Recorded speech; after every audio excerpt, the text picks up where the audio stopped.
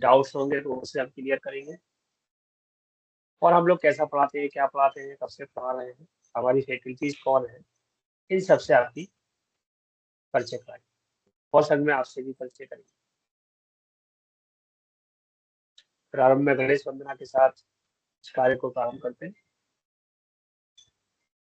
गजाननं भूतगणाधिसेवितम् अपेत्थजम्बूफलचारुभक्षणम् उमासुतं शोकविनाशकारकम् नमामि विघ्नेश्वरपादपङ्कजम्। श्री गणेशाय, जय गणपति। तो मैं प्रमेंद्र चतुर्वेदी, ग्वालियर चैप्टर चेयरमैन।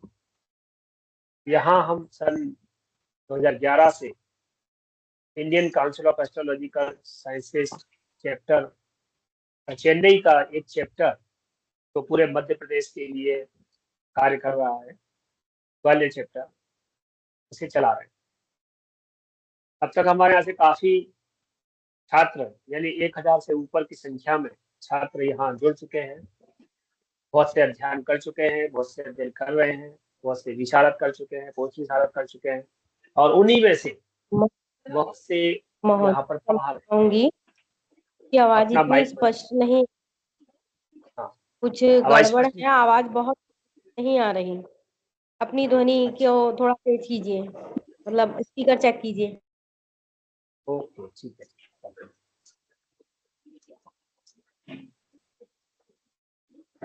बाकी लोगों को आवाज क्लियर आ रही क्या?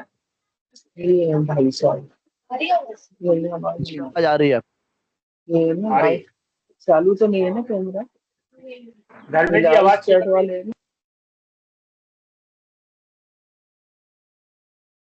किशोर सर, आवाज आ रही सही? आ रही है गणपति की नहीं आवाज कट रही है सर। आ रही है सर, आवाज आ रही है आपकी। हाँ, ऐसा होता है, कई जगह नेट कम होता है, तो जो कोई आवाज जा रही होती है तो आपके पास नेट कम है तो आपके पास कम आएगी। तो कहीं ना कहीं या तो मेरा नेट गड़बड़ है या आपका नेट गड़बड़ हो सकता है। तो हम कोशिश करेंगे कि आपको फुल आवाज आए, उसके लिए हम प्रयास करते हैं। तो मैं बता रहा था कि हमारे यहाँ 1000 से ऊपर छात्र अभी तक पढ़ चुके हैं, जिनमें से बहुत से लोग अपना अभी विशारद कर रहे हैं, पोस्ट विशारद कर रहे हैं, आगे रिसर्च में काम कर रहे हैं, और कुछ यहाँ पर पढ़ा रहे हैं। उसी क्रम में हमारे पढ़ाने वाले जैसे साथी हमारे बीच में हैं, जैसे किशोर चतुर्वेदी सर हैं आपके सामने, इस समय वाइस प्रेसिडेंट है ग्वालियर चैप्टर के। किशोर सर अपना हाथ दिखा दीजिए, हेलो हाय कर दीजिए। हाँ हाँ, जय गणपति। जय गणपति की। हाँ, जय गणपति। दूसरे हमारे पास अभी जुड़े हुए धर्मेंद्र भारद्वाज जी, जो धर्मेंद्र भारद्वाज, बिल्कुल, ये हमारे यहाँ से विशारद और हस्तरेखा सब कर चुके हैं, ये भी हमारे यहाँ जुड़े। सरिता श्रीवास्तव जी हैं, ये हमारे यहाँ से विशारद कर चुकी हैं, साइंस कॉलेज में है मैडम। और भी हमारे पास है जयलक्ष्मी साहू। जयलक्ष्मी साहू हमारे यहाँ विवाह मेला का फैकल्टी है। जयलक्ष्मी जी अपना स्वरूप दिखाएं, दिखा पाएंगे? और है हमारे पास, हाँ, जय गणपति की। जयलक्ष्मी जी उड़ीसा में है इस समय, वहाँ से हमको शिक्षण के लिए हेल्प करती हैं, वहाँ से जुड़ी हुई है। हमारे पास अलका धवन है, जो गुड़गांव से हेल्प करती हैं आपके पढ़ने में, है ग्वालियर के ही स्टूडेंट है सब। और हमारे पास चंडीगढ़ से हैं देवयानी पुरी है। हमारे पास बेंगलोर से पढ़ाते हैं अंकित वैद्य हैं। ऐसे और ग्वालियर की तो काफी फैकल्टीज है, प्रेम बंधु शुक्ला जी है और आरती शर्मा है, बहुत सारे लोग हैं, 15 से अधिक फैकल्टीज हैं। हम आपको ज्योतिष प्रवीणा जनरल बेसिक से ज्योतिष सिखाते हैं। जिसको ज्योतिष नहीं आता है, जिसको ज्योतिष का नक्षत्र राशि भाव क्या है, कैसे कुंडली बनती है, कैसे देखी जाती है, वहां से सिखाते हैं। अगर किसी को आता है तब भी हम वहीं से सिखाते हैं, प्रारंभ से ही सिखाते हैं। क्यों? क्योंकि अगर वो आप सीखे हुए हो और जो नहीं सीखा हुआ है वो आपके पीछे न रह जाए, इसलिए हम प्रारंभ से ही चालू कराते हैं, जिससे कि आपको दिक्कत ना आए। और अगर आता है तो आप रिवाइज कर लीजिए, आगे बढ़ जाइए। दूसरा, ज्योतिष प्रवीण करने के बाद आप विशारद करते हैं, मास्टर कोर्स करते हैं। हस्तरेखा कोर्स हमारे यहाँ पिछले 8 साल से चल रहा है। हमारे यहाँ दिल्ली नोएडा फैकल्टी श्री राकेश सेठ साहब ने इसको चालू किया था और वर्तमान में इसके एचओडी हमारे प्रेम बंधु शुक्ला जी इसको देख रहे हैं। उनके साथ सहयोगी के रूप में आरती शर्मा, रविंद्र भारद्वाज, देवयानी पुरी जी, वो भी इसमें पढ़ाते हैं, सहयोग करते हैं। वास्तु शास्त्र है हमारे यहाँ रविंद्र पाठक पढ़ाते हैं और मैं भी पढ़ाता हूँ और हमारे और भी सहयोगी हैं। इसके साथ हम नाड़ी ज्योतिष हमारे यहाँ चलता है, उसके लिए किशोर सर हमारे यहाँ पढ़ाते हैं। और इसके साथ हम केटी पद्धति कृष्णमूर्ति पढ़ा रहे हैं, वो हमारे अलका धवन मैडम पढ़ा रही, नंबरोलॉजी हम पढ़ा रहे हैं। तो बहुत सारे कोर्सेज हमारे चल रहे हैं। अभी हम जो आज आपसे बात करने वाले हैं वो ज्योतिष के बारे में बात करेंगे, ज्योतिष प्रवीण के बारे में और सभी विषयों के बारे में थोड़ा थोड़ा संक्षिप्त परिचय के साथ बात करेंगे। तो सबसे पहले तो हम ये जान लें कि हम लोग आपस में जुड़े हुए हैं, तो एक दूसरे से परिचय हो जाए और आप लोगों का नाम, काम धाम और आप क्यों जुड़े हैं, क्यों ज्योतिष सीखना चाहते हैं, आपके मन में क्या एक आशा है, क्या आशा लेके आए हैं आप हमसे, और क्या हम आपकी, जिससे कि हम आपकी उन समस्याओं को जो आप पढ़ना चाहते हैं उनको हम आपको दे सकें। तो नंबर मैं आपको नाम बोलता जाऊंगा, वो अपना माइक खोल करके और वीडियो ऑन करके अपने परिचय दे देंगे। आशा बत्रा, आशा जी आप आए और अपना बताएं आपके परिचय। माइक चालू कर दे। माइक चालू है ना आपका?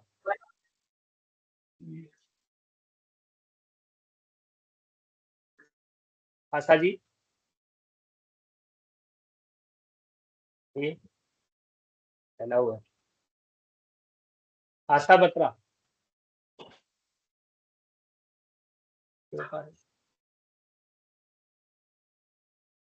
हेलो आशा जी, क्या आप बोल पाई? ओके, उनके उधर से कुछ गड़बड़ लग रहा है मुझे। अजय मिश्रा जी मुझे दिख रहे हैं, मैं अजय मिश्रा जी से परिचय चाहूंगा कि वो बताएं क्यों आए हैं और क्या चाहते हैं। किशोर सर सेटिंग में, जय गणपति। किशोर सर सेटिंग में देखना, आशा बत्रा जी को कुछ प्रॉब्लम माइक वगैरह की है क्या? हाँ बताइए अजय मिश्रा जी, आप कहाँ से हैं? जी आप सभी को मेरी आवाज आ रही है? आप सभी को मेरा प्रणाम। हाँ आ रही है।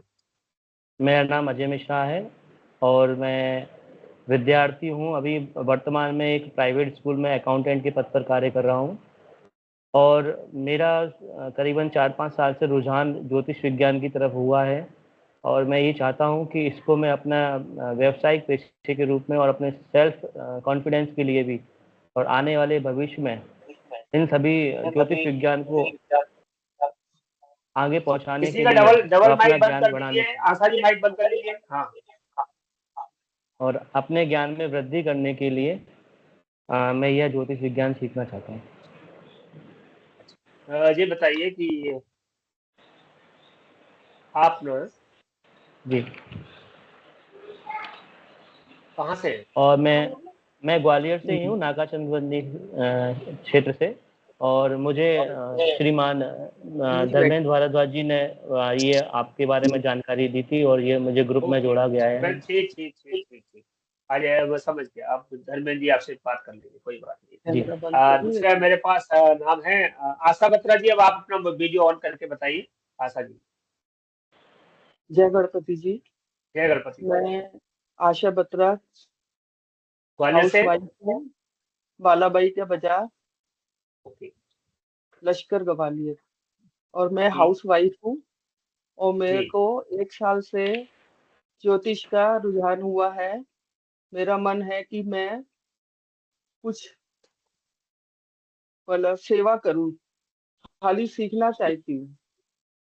बहुत बढ़िया, सेवा के लिए तो ज्योतिष सबसे अच्छी वो है। धन्यवाद आशा जी, आपका स्वागत है। अंजलि दीक्षित, अंजलि दीक्षित आप अपना बताएं डाटा। जी प्रणाम महोदय, मैं मेरठ से हूँ। मैं संस्कृत की टीचर हूँ, प्राइवेट स्कूल में पढ़ाती हूँ और क्योंकि संस्कृत की विद्यार्थी रही हूँ तो इस तरह के प्रसंग हम अपने साहित्य में पढ़ते थे कि राजा दुष्यंत ने एक सर्वधर्म दमन जो ऑफ है क्या? आपका वीडियो ऑफ है? I am not comfortable to open my video so that's कोई व्हाई। बात, कोई बात नहीं। भवती यथेच्छसि तथा। जी, तो वो उससे परिचय पहले से ही रहा थोड़ा सा संस्कृत के विद्यार्थी होने के कारण, तो मेरी मतलब इंटरेस्ट था इसमें बाल्यकाल से ही। तो अब लेकिन अब इससे एक आत्मिक जुड़ाव सा होने लगा है। मुझे लगता है ये विद्या सीखनी जरूर चाहिए, और कोई ना कोई कारण ही है जो मैं इससे पूर्व संस्कार के कारण जुड़ पा रही हूँ, तो ईश्वर का ये आशीर्वाद समझकर मैं इसमें आगे बढ़ना चाहती हूँ। लेकिन अभी कोर्स के बारे में मैं थोड़ा जानना चाहती हूँ। जैसे आपने कहा हमारे यहाँ वास्तु कोर्स भी चल रहा है, तो क्या वो वास्तु जो पढ़ा रहे हैं वो भारतीय दर्शन से लिया गया है, भारतीय साहित्य का है, या पाश्चात्य विद्याएं इसमें शामिल की गई हैं? सब कुछ बताइए, सब बताइए। दोनों है, बहुत है, वर्तमान का भी है और पुरातन भी है, दोनों जोड़ करके पढ़ाते हैं। ठीक है। आपके जो तो ये कोर्स है भारतवर्ष हाँ, में मतलब कितनी इनकी इम्पोर्टेंस है या महत्ता है कि अगर हम कहीं किसी संगोष्ठी में जाते हैं या कहीं, क्या हम इस ये इतना वैलिड है कि हम उच्च स्तर पर कार्य कर सकें? क्योंकि मैं एक सामान्य ज्योतिष नहीं बनना चाहती, मैं श्रेष्ठ में बनना चाहती हूँ। मैं चाहती हूँ कि मेरठ क्षेत्र में मुझे कोई जाने कि हाँ कोई अंजलि दीक्षित नाम की कोई एस्ट्रोलॉजर है, तो आई मुझे कास्ट ऐसे। से सीखने के बाद, आई कास्ट से सीखने के बाद आप अंतरराष्ट्रीय मंच पर भी अगर ये कहेंगे कि मैं आई कास्ट से सीखी हूँ, तो आपको पहली प्रायोरिटी मिलेगी। आई कास्ट वो संस्था है जो पूरे भारत में नहीं, विदेशों में भी अपना नंबर 1 पे नाम रखती है। ठीक है, 1984 से आई कास्ट काम कर रहा है। अगर आपने मेरठ में अपना ये नाम लगाया कि वास्तु आचार्य आई कास्ट से किया हुआ है, तो आपको प्रायोरिटी मिलेगी। बाकी गुणवत्ता रहेगी आपके ऊपर कि आप अपना काम किस प्रकार से प्रेजेंट करती है। ठीक है, हमारा जो कोर्स है वो अच्छे से सिखाया जाएगा, सर्टिफिकेट आपको इतनी मान्यता दिलाएगा, लेकिन कार्य करने वाले की क्षमता पे भी डिपेंड करेगा। हाँ, तो नहीं वो आपको तो बात। अच्छा मिलेगा। आप जुड़िए और पढ़िए, और आपको बहुत अच्छा यहाँ इसमें आई कास्ट में मिलेगा। तो आपका इसमें कॉन्टेक्ट नंबर है? होते हैं कॉन्टेक्ट प्रतिवर्ष? है जी, प्रतिवर्ष एडमिशन होते हैं? हर 6 महीने में होते हैं। अच्छा, हर 6 महीने में होते हैं। सर हाँ, इस अभी बार। होगा, अभी जुलाई हाँ। का सेशन चालू हो रहा है, फिर जनवरी के सेशन के लिए दिसंबर में एडमिशन होगा। ठीक है, हम तो क्वेश्चन आंसर बाद में करेंगे, केवल हम इतना जानना चाहते हैं कि कौन कौन जुड़े, क्योंकि हम अभी बहुत सारी बातें आपको बताएंगे, फिर आप लोग क्वेश्चन कर लेना।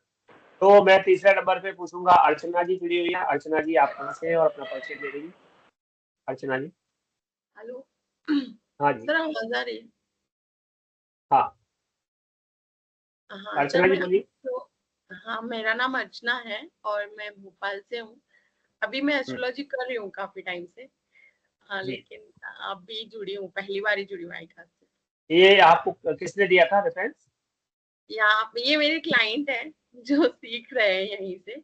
वो दिल्ली हाँ, से सीख बताएं। रहे हैं आई खास से। उसका नाम है विशाल।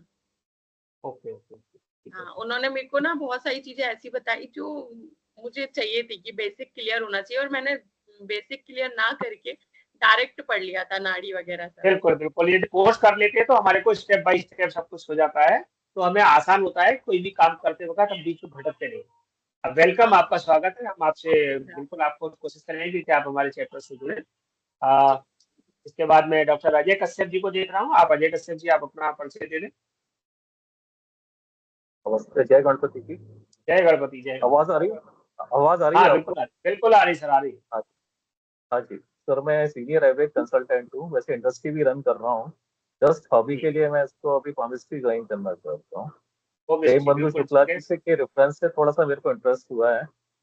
बिल्कुल बिल्कुल सर, स्वागत है सर आपका। बिल्कुल, हम चाहेंगे कि आप जुड़े हमारे, और प्रेम बंधु वैसे मैं जी को तो ग्वालियर आप से ही हूँ। जानते हैं, मैं आपको अच्छा। जानता हूँ, लेकिन ये सभी के साथ आपका हाँ परिचय जी हो हाँ जाए। हाँ।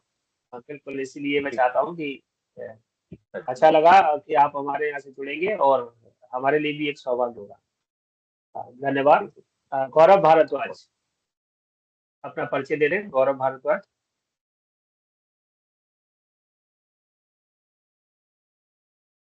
गौरव भारद्वाज आ रहे हैं क्या? ठीक है। हाँ, वीडियो खोलो। नहीं आ पा रहा। अगला बोलूंगा मैं, कल्पना शर्मा। कल्पना जी, आप अपना परिचय दे दें। आपका भी ऑडियो म्यूट है, माइक खोल लीजिए, माइक। हाँ जी, सर, मेरा नाम कल्पना दीक्षित है और जी सर मैं इटावा में रहती हूँ, यहाँ पे मैं टीचर हूँ यहाँ पर। जी और सर मेरा इसमें इंटरेस्ट है थोड़ा भी, 1 साल से थोड़ा सा मुझे अच्छा लगने लगा, क्योंकि मैं काफी सारी चीजें पढ़ती रहती हूँ, जैसे कुछ संस्कृति के बारे में, सनातन के बारे में, तो मतलब अब और इच्छा हो रही है पढ़ने की इसके बिल्कुल बारे में। बिल्कुल आपका स्वागत है। आप हमारे यहाँ जुड़े रहिए और मेरे ख्याल तो से बस आपका फॉर्म इसीलिए आ चुका है। हाँ, आपका एडमिशन आ चुका है। ओके, धन्यवाद। महिमा पाटीदार, आप अपना परिचय देंगी महिमा जी? जी सर, हेलो सर। हाँ, वीडियो मैं महिमा पाटीदार हूँ। मैं एक फिजिक्स की टीचर हूँ और अरे वाह, मैंने एमएससी फिजिक्स करा है, एस्ट्रोफिजिक्स के स्पेशलाइजेशन के साथ में। बहुत बढ़िया। तो मैं हमेशा क्यूरियस थी इस चीज को लेके कि लाइक एस्ट्रोलॉजी और एस्ट्रोनॉमी बहुत एक्सट्रीम साइंसेस हो जाती है, एक दूसरे बिल्कुल से बिल्कुल डिग्री अपार्ट।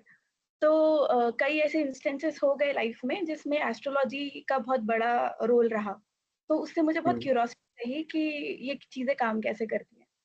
तो मुझे मेरी बिल्कुल एक फ्रेंड ने ही बताया, मेरी कजिन ने ही बताया इसके बारे में, कोर्स के बारे में, तो मैंने जी, उनके थ्रू ज्वाइन करा। धन्यवाद, आपका स्वागत है। और एस्ट्रोफिजिक्स मैंने पढ़ाई हुई है पहले से, और लेकिन वो आपका जो है वो, हमारा तो केवल सब्जेक्ट था एस्ट्रोफिजिक्स एमए ज्योतिष में, और आपका एक प्रॉपर सब्जेक्ट अलग से है। तो अच्छा है, जुड़े रहिए और आपको इसके साथ जो एस्ट्रोनॉमी की जो एक क्यूरियोसिटी है वो भी दूर होगी, और एस्ट्रोलॉजी क्या है, कैसे काम करती है, ये भी आपको अच्छे से मिलेगा। वेलकम। जी सर। अब मंजूश्री गौड़। जय गणपति। जय गणपति। गुरुजी, मैं तो बहुत टाइम से सीखना चाह रही थी ये ज्योतिष, और पढ़ा भी बहुत सारी चीजें, लेकिन बस संयोग नहीं हो रहा था कि मुझे कोई प्रॉपर गाइडेंस मिल जाए। तो अभी मार्च में मेरे फादर की डेथ हुई, तो चाचा जी ग्वालियर से आए थे, तो उन्होंने आपके बारे में बताया और तभी आपसे संपर्क हुआ। और वो देर हो चुकी थी, नहीं तो लास्ट बैच में ही मैंने ज्वाइन कर लिया होता। बिल्कुल बिल्कुल, आपके चाचा जी तो हमारे से बहुत समय से हमारे सेंटर को संभाल रहे हैं, श्री गुरुशरण लाल गौड़ साहब जी। मैंने इसके पहले कोविड के टाइम में भी कई जगह ट्राई किया कि ये फ्री टाइम में मैं यूज कर लूं उसको, लेकिन बस संयोग ऐसा था कि कुछ बेहतर मिला ही नहीं। आपका निवास कहाँ है? मैं इस समय बाराबंकी उत्तर प्रदेश में हूँ। बाराबंकी, वहीं से जी करेंगे ना? ओके, जी बिल्कुल। धन्यवाद, आपका स्वागत है। मुझे नाम दिख रहा है मनोज। मनोज जी आए और अपना परिचय दें। मनोज। जय जगन्नाथ। मैं उड़ीसा कटक से बिलोंग करता हूँ। वीडियो ऑन कर दें। वीडियो ऑन करने से थोड़ा नेटवर्क का इशू आ रहा है, थोड़ा मैं करके देखा था एक बार। पूरा नाम बताएं। मनोज क्या नाम है? मनोज शर्मा मेरा नाम है। हाँ जी, कहाँ से? मैं कटक उड़ीसा से बिलोंग करता हूँ मैं। अच्छा, बिल्कुल ठीक है, बोलिए। और मैं पंडिताई लाइन में फील्ड में हूँ, मैं पंडित हूँ मैं। और मैंने व्याकरण भी पढ़ा है, और मैंने यजुर्वेद काणु संहिता से एमए कंप्लीट किया है मैंने। तो उसमें हमने पढ़ा है कि जो वेदांग के होते हैं 6 अंग होते हैं, उसमें से ज्योतिष शास्त्र उसका नेत्र होता है। ज्योतिष उसका छठवां अंग भी है वेद का। वेद का छठवां अंग ज्योतिष। जी हाँ, तो ज्योतिष अगर नहीं आता है तो हम कुछ भी शास्त्र पढ़ने से वो अंधे के समान तुल्य होता है वो, क्योंकि वो नेत्र ही नहीं मिलता तो मार्गदर्शन कहाँ से होगा हमें। बिल्कुल बिल्कुल, इसीलिए। और हम पंडित फील्ड से हैं तो हमें भी कुंडली वगैरह देखना पड़ता है, पंचांग वगैरह देखना पड़ता है। तो ज्योतिष सर्वोत्तम है और सबसे जरूरी एक शास्त्र है। हाँ बिल्कुल, जुड़िए। और हमारे यहाँ आपको साइंटिफिक नहीं मिलेगा। जो हम एक हम होता है कि पांडित्य के तरीके से ज्योतिष को देखते हैं, और एक होता है लॉजिकली देखते हैं, वैज्ञानिक तरीके से देखते हैं। तो आईकास में ज्योतिष को विज्ञान के माध्यम से कि एक्चुअल में इसका एक्चुअल साइंस क्या है, किस तरीके से ये साइंटिफिक है, वो हमारे यहाँ दोनों चीज बताई जाएगी। आपको धर्म के साथ भी बताया जाएगा और साइंस के साथ भी बताया जाएगा। तो आप हमारे संस्थान से यदि आईकास से जुड़ते हैं तो आपको अच्छा वो मिलेगा। आपका वेलकम है। मैं देखूंगा। मानवी चौहान नाम दिख रहा है। मानवी जी आप आए। सभी उपस्थित यहाँ लोगों को जय गणपति जी। मैं एक 12 पास में छात्रा हूँ और मैं बीकॉम कर रही हूँ। सर मुझे टैरोट में पहले ही से ही टैरोट की मुझे नॉलेज है, और बुआ भी हमारी इंटरेस्ट थी और इसी प्लेटफॉर्म से उन्होंने किया है। तो नाम बताएं। जालौन की निवासी हूँ, उत्तर आपकी प्रदेश बुआ जी जालौन। का नाम? सुवानी सिंह। अरे वाह वाह, ठीक है शोभानी जी के धन्यवाद। आइए आइए, शोभानी जी तो अभी आने वाली होंगी क्लास में। आपका स्वागत है और अच्छा है कि आप उनकी भतीजी हैं। आपका वेलकम। मेघना परमार, मेघना जी। नमस्ते सब। हाँ, नमस्ते सबको, नमस्ते। जय गणपति।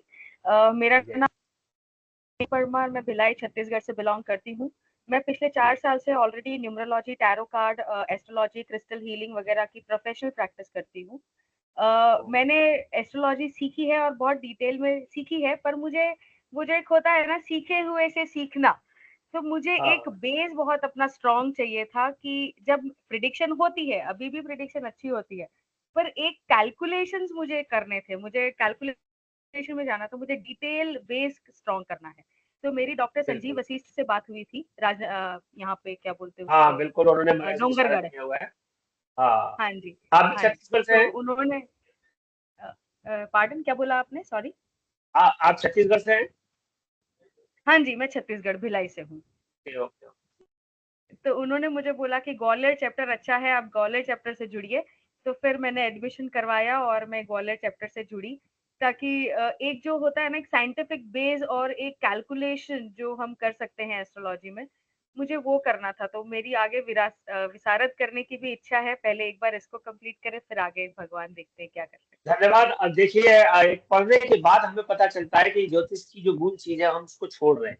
बहुत सारे लोग क्या करते हैं कि शुरू में पढ़ते से कहते हैं सर वो फलित नहीं आ रहा, सर फलित नहीं आ रहा। लेकिन जब आपको आज फलित आ गया है तो आपको पता चल रहा है कि फलित से ज्यादा गणित जरूरी है। क्योंकि पराशर शास्त्र में पराशर जी पहले ही श्लोक में एक बात कहते हैं, गणितेषु प्रवीणो यः शब्द शास्त्र ही कृताश्रमा, जो गणित में प्रवीण हो वही अच्छा ज्योतिषी हो सकता है। तो वेलकम आपका, हम आपका स्वागत करेंगे और आप हमारे इसमें जुड़िए। Thank you. नयन नायक, मैं नयन जी से बात करूंगा। नयन नायक, आप अपना परिचय दे दें। नमः संस्कृताय। मेरा नाम नयन नायक है, पंडित नयन शास्त्री। मैंने संस्कृत साहित्य से शास्त्री किया हुआ है। उसी समय से मुझे ज्योतिष बहुत अच्छा लगता था और मैंने त्रिशूर केरल में प्रोफेसर के सैनी महोदय से थोड़ा बहुत ज्योतिष सीखा है जब मैं वहां पर बीएड कर रहा था केरल में। तो उसके बाद फिर जॉब वगैरह के चक्कर में मेरा ये जो मुझे जो चीज सीखनी थी उससे हट गया। लेकिन इस बार मैंने साहित्य व्याकरणाचार्य में प्रवेश भी लिया है और डॉक्टर अजय कुमार जी गोरखपुर जो संभालते हैं आईकास को, उनसे आदरणीय प्रमेन चतुर्वेदी जी का उन्होंने हमसे काफी देर 2-3 बार कहा कि अगर आपको सीखना है तो उनसे ही सीखिए। तो फिर मैंने यहाँ पर रजिस्ट्रेशन कराया हुआ है। उत्तमम्। इदानीं भवतः निवासः कुत्र अस्ति? मम निवासः ललितपुर नगरः। अरे, उत्तरप्रदेशे। उत्तरप्रदेशः। अस्तु अस्तु, भवतः स्वागतमस्ति ग्वालियरे आईकास् मध्ये भवतां स्वागतम्। अन्य अस्ति प्रियंका जी का मुझे नाम दिख रहा है। प्रियंका सर जी मेरा आए एक प्रश्न तो है आपसे। हाँ जी बताओ। सर मैं नाड़ी ज्योतिष में भी प्रवेश ले सकता हूँ क्या साथ साथ इसके अभी? हाँ, एक साथ 2 कोर्स कर सकते हैं। ज्योतिष प्रवीण के साथ आप दूसरा कोई एक ले सकते हैं। जी। तो ठीक है, आपका अगर ऐसा है तो हम आपसे बाद में संवाद कर लेंगे उसके बारे में। प्रियंका जी आप आए और अपना परिचय बता दें। प्रियंका।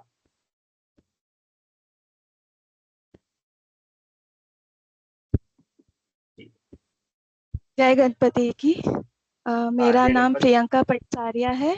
मैं ग्वालियर से निवास करती हूँ और ज्योतिष में मेरा बचपन से ही रुझान रहा है, क्योंकि जो मेरे दादाजी थे और मेरे पिताजी हैं वो भी ज्योतिष को अच्छा जानते हैं। तो ये हमारी परंपरा रही है और मैं इसको और आगे पीढ़ी दर पीढ़ी बढ़ाना चाहती हूँ। तो मेरे पिताजी ने ही मुझे बताया इसके बारे में, मेरी माताजी ने भी बताया। ग्रुप में आपका एक ऐड आया था तो वो मैंने देखा, मेरे घर पे सभी ने देखा, तो मैंने उसके द्वारा आपसे संपर्क करके और इस कोर्स में एडमिशन लिया है। अभी आपने क्या अध्ययन किया हुआ है? जी, मैंने कंप्यूटर साइंस, मैंने साइबर सिक्योरिटी से एमटेक किया हुआ है। लेकिन मेरे दादाजी और मेरे पिताजी तो ये शुरू से ही करते आ रहे पांडित्य क्रम, तो उनको देख देख कर मेरी बचपन से ही रुचि बनी। बिल्कुल, आपका स्वागत है। साइंटिफिकली लोग हमको मिलते हैं तो हमारे ज्योतिष को और अच्छी गति मिलती है। आपका स्वागत है। और प्रियंका जी, आपके पिताजी ओम प्रकाश जी से मैं अच्छे से परिचित हूँ। धन्यवाद। ऋषभ मिश्रा, ऋषभ जी आप आए और अपना परिचय दे दें।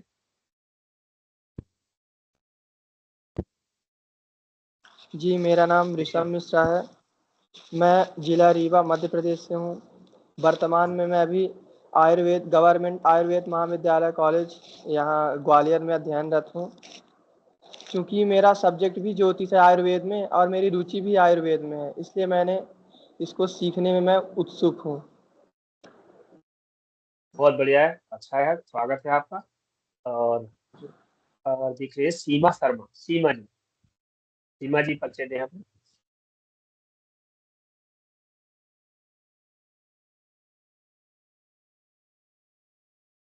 सीमा जी आप आपका माइक वो खोल लो माइक सीमा जी।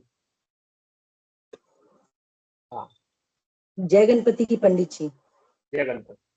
मैं ग्वालियर से हूँ और मैंने ग्रेजुएशन की है और मेरे हस्बैंड थोड़ा नॉलेज है, उनको थोड़ा बहुत ज्योतिष के बारे में जानते हैं, तो इसलिए वजह से थोड़ा सा मेरे को भी इंटरेस्ट उसमें होने लगा और मेरी भी इच्छा है कि मैं ज्योतिष सीखूं। बहुत बढ़िया है, तो आपका स्वागत है सीमा जी, आप ज्योतिष जुड़ी है हमारे यहाँ और बहुत सारे आपको टीचर्स हमारे सहयोग के लिए मिलेंगे, पढ़ाएंगे और हम चाहेंगे कि आप हमारे यहाँ और अच्छे से पढ़ें। धन्यवाद। आकृति नाम दिख रहे हैं, आकृति।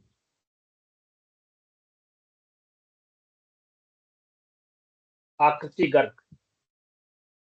जी, जय गणपति की।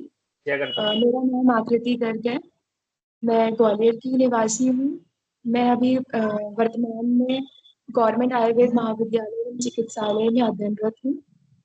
मेरा जो कि फर्स्ट ईयर में सब्जेक्ट था एस्ट्रोलॉजी, तो मेडिकल एस्ट्रोलॉजी हम लोग का सब्जेक्ट था, तो उसके लिए मैं इसमें इंटरेस्टेड हुई और फिर मेरी मम्मा ने मुझे इसमें इंट्रोड्यूस किया। धन्यवाद, आप हमारे यहाँ आइए, अच्छा लगा। और ईशिका गुप्ता,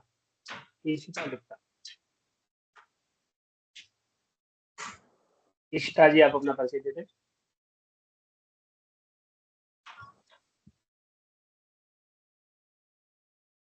अच्छा, नहीं खोल पा रही है, कोई बात नहीं, अभी अब हम आगे बात करते हैं। हमारे बीच में फैकल्टी जैसे अलका जी हैं, रुचि भाटिया हैं, धर्मेंद्र जी हैं और किशोर सर हैं और आरती शर्मा हैं। तो मैं क्रम से एक एक फैकल्टी को बुलाता हूँ। ज्योतिष को हम समझने के लिए कि ज्योतिष को कैसे, ज्योतिष हमारे लिए सरल है, कैसे हम प्रारंभ में कैसे ज्योतिष की तरफ जाएंगे, कोई क्यूरियोसिटी होगी उसको हम बाद में निदान करेंगे। किशोर सर से मैं कहूँगा कि आप अपने ज्योतिष के विशारद के कुछ विषय को आप यहाँ पर किस प्रकार से ज्योतिष मेडिकल में या प्रश्न में काम करता है उसे इनके सामने उपस्थापन के रूप में रखें। किशोर सर, आपका माइक बंद है। सभी को जय गणपति की। आवाज आ रही है गुरु जी? आ रही है। सर्वप्रथम तो आईकास ग्वालियर में आप सभी का भव्य स्वागत है और थोड़ा सा परिचय मैं अपने बारे में दे दूं, क्योंकि जब परिचय करते हैं तभी आगे बात बनती है। मैं के चतुर्वेदी, यहाँ से ग्वालियर से ही सन 2014 में मैंने विशारद किया और अब लगातार इस सेंटर में अपनी सेवाएं दे रहा हूँ। कई सब्जेक्ट्स को, कई विषयों को विशारद के और प्रवीण के छात्रों को यहाँ पढ़ाता हूँ। इसके साथ ही मैं यहाँ पर गवर्नमेंट जॉब में मेडिकल डिपार्टमेंट में हूँ। एक अपने पैशन के कारण, एक शौक के कारण और कुछ अपने पूर्वजों के कुछ जो लाइन है, शायद वो लाइन कहीं ना कहीं हमें जोड़ती है, क्योंकि ज्योतिष एक ऐसी विधा है जिसमें कि आध्यात्म सबसे पहले आता है। तो अगर कहीं ना कहीं आप इस ज्योतिष से जुड़ रहे हैं तो आप मानिए कि आप भी कहीं ना कहीं किसी पूर्व जन्म में या अपने किसी पूर्वजों के द्वारा किसी न किसी रूप में किसी लिंग से जुड़े हुए, तभी आप यहाँ पर आ रहे हैं। तो ये तो एक अलग विषय है और इस विषय को भी हम यहाँ पढ़ेंगे, क्योंकि हमारे पास, हमारे आईकास में इस तरह के कई सब्जेक्ट्स हैं, कई पेपर हैं जिसके बारे में हम अलग अलग रूप से इन चीज़ों को पढ़ते हैं। जहाँ तक आईकास की बात है, जैसा भी मैं सुन रहा था, कुछ लोगों ने इसके बारे में पूछ रहे थे कि क्या संस्था है और कैसी संस्था है। तो जैसा भी गुरुजी ने इसके बारे में संक्षिप्त परिचय दिया था, बीवी रमन डॉक्टर वी रमन से स्टार्ट होती हुई आज ये आईकास इतने वर्षों से ग्वालियर पूरे देश में लगभग 50-55 सेंटर होते हुए एमपी में ग्वालियर एक अकेला चैप्टर है। और सबसे बड़ी बात कि इसमें जितने भी लोग जुड़े हैं आज, वो सारे के सारे कहीं ना कहीं ब्यूरोक्रेट्स से अपने अच्छे टेक्निकल, जैसे डॉक्टर्स, जज, आईएएस, वो सब इस संस्था से जुड़े हुए हैं। आज भी आईकास के जो ऑनरेबल हमारे प्रेसिडेंट हैं श्री ए बी शुक्ला जी, वो रिटायर्ड आईएएस हैं और अभी भी गवर्नमेंट ऑफ इंडिया में एक नया डिपार्टमेंट स्टार्ट हुआ है। अगर आपको मालूम हो, हमारे जो हमारी सभ्यता है, वैदिक सभ्यता है, वैदिक संस्कृति है, उसका उन्नयन का डिपार्टमेंट स्टार्ट हुआ है। उस डिपार्टमेंट में वो अपनी सेवाएं दे रहे हैं। तो ये छोटा सा एक परिचय था। और सबसे बड़ी बात कि आज आईकास कितना ज्यादा पॉपुलर है, इसका एक छोटा सा उदाहरण देता हूँ। अभी जो नई संसद भवन जो दिल्ली में बना है, जिसका उद्घाटन कुछ समय पूर्व हमारे प्रधानमंत्री जी के द्वारा हुआ था, उस संसद भवन का पूरा वास्तु, उस संसद भवन का पूरा ज्योतिषीय निर्णय हमें गर्व है कि हमारे आईकास के गुरुजनों ने किया है। उसमें से प्रमुख हमारे ए बी शुक्ला सर। तो ये एक छोटा सा परिचय है आईकास का, कि आईकास क्या है और हम आईकास के साथ कैसे जुड़े हुए हैं। तो मैं समझता हूँ कि आप लोग सौभाग्यशाली हैं कि आज आईकास के साथ आपको जुड़ने का मौका मिल रहा है। अब मैं अपने सब्जेक्ट और अपने विषय के ऊपर आता हूँ। देखिए, ज्योतिष तो एक अथाह समुद्र है और जिसमें आप जितने गोते लगाएंगे उतने ही कम है। आप कितना भी सीख के आ जाएं, आपको लगेगा कि मैंने कुछ नहीं सीखा। और देखा जाए तो सही, वास्तव में सही शिक्षार्थी या सही कहना चाहिए छात्र या ज्ञान, जिसकी क्यों ज्ञान की पिपासा है, वही है जो जितना सीखने के बाद भी लगे जिसको कि नहीं मैंने कुछ नहीं सीखा, मुझे और सीखना है। तो इसलिए जहाँ तक सब्जेक्ट की बात है, जैसा भी गुरुजी ने बताया कि एक बहुत प्रिय सब्जेक्ट, मेरा भी बहुत प्रिय सब्जेक्ट रहा है। मैं मेडिकल डिपार्टमेंट में काम करता हूँ, तो मेरा मेडिकल एस्ट्रोलॉजी बहुत प्रिय सब्जेक्ट है। आपके यहाँ विशारद में हमारे यहाँ मेडिकल एस्ट्रोलॉजी पढ़ाई जाती है। तो ज्योतिष और मेडिकल एस्ट्रोलॉजी, देखिए, जितना जो हम कुंडली क्या होती है, कुंडली पूरा का पूरा एक चित्रण होता है किसी भी जातक के जीवन का। जब जातक जन्म लेता है और उसके जन्म लेने के पश्चात उसका जीवन, और उसमें भी उसके 3 चित्रण होते हैं, एक भूत, एक वर्तमान और एक भविष्य। 3 उसके पूरे चित्रण होते हैं। देखने वाला उसके भूत के बारे में, आज के बारे में, भविष्य के बारे में तीनों चीजें देख सकता है। हर कुंडली में हर भाव का या हर चीजों का अलग अलग महत्व है। और जब हम बात करते हैं मेडिकल एस्ट्रोलॉजी की, तो अगर हम किसी भी जातक की कुंडली को अगर किसी भी मनुष्य या किसी जातक के ऊपर पूरी की पूरी इम्प्लीमेंट कर दें, तो मेडिकल एस्ट्रोलॉजी के द्वारा या उस कुंडली के द्वारा जो चीजें आज मेडिकल साइंस या कोई भी डॉक्टर्स, अगर हम जाते हैं, अभी हमारे संयोग है कि हमारे साथ में अभी डॉक्टर साहब भी मौजूद हैं, तो वो इस बात को अच्छी तरह जानते हैं कि पुराने समय में जिस साइंस में, मेडिकल साइंस में जो पुराने वेद वगैरह थे, वो शायद सही बात है नाड़ी देखकर और लक्षण देखकर इलाज करते थे। और आज के समय में साइंस में नाड़ी देखने के बाद भी हमारे पास इतनी टेक्नोलॉजी है कि हम उसके द्वारा शरीर के अंदर जितनी भी चीजें हैं उनके बारे में जान सकते हैं, चाहे वो MRI हो या एक्सरे हो, जितनी भी चीजें, अल्ट्रासाउंड हो। लेकिन मैं आपको, और ये मेरा अनुभव है, और मैं इसको मतलब किसी ऐसी बात से नहीं कह रहा हूँ, क्योंकि ज्योतिष भी एक साइंस है, हम इसको एक साइंस के रूप में देखते हैं।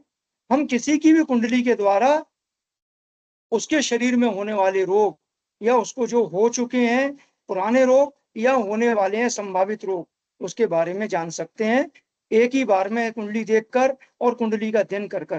तो वो हम सारी चीजें किसमें सीखते हैं? मेडिकल एस्ट्रोलॉजी में। क्योंकि देखिए, मेडिकल एस्ट्रोलॉजी में जितने भी आपको मैं यहाँ पर जो सिखाने के जितना हमारा जो पेपर है, उसमें आप इतने पारंगत हो जाते हैं कि आप केवल कुंडली देखकर ही किसी की बीमारी के बारे में तुरंत बता सकते हैं कि आपको ये तकलीफ है या ये तकलीफ होने वाली है या हो चुकी है।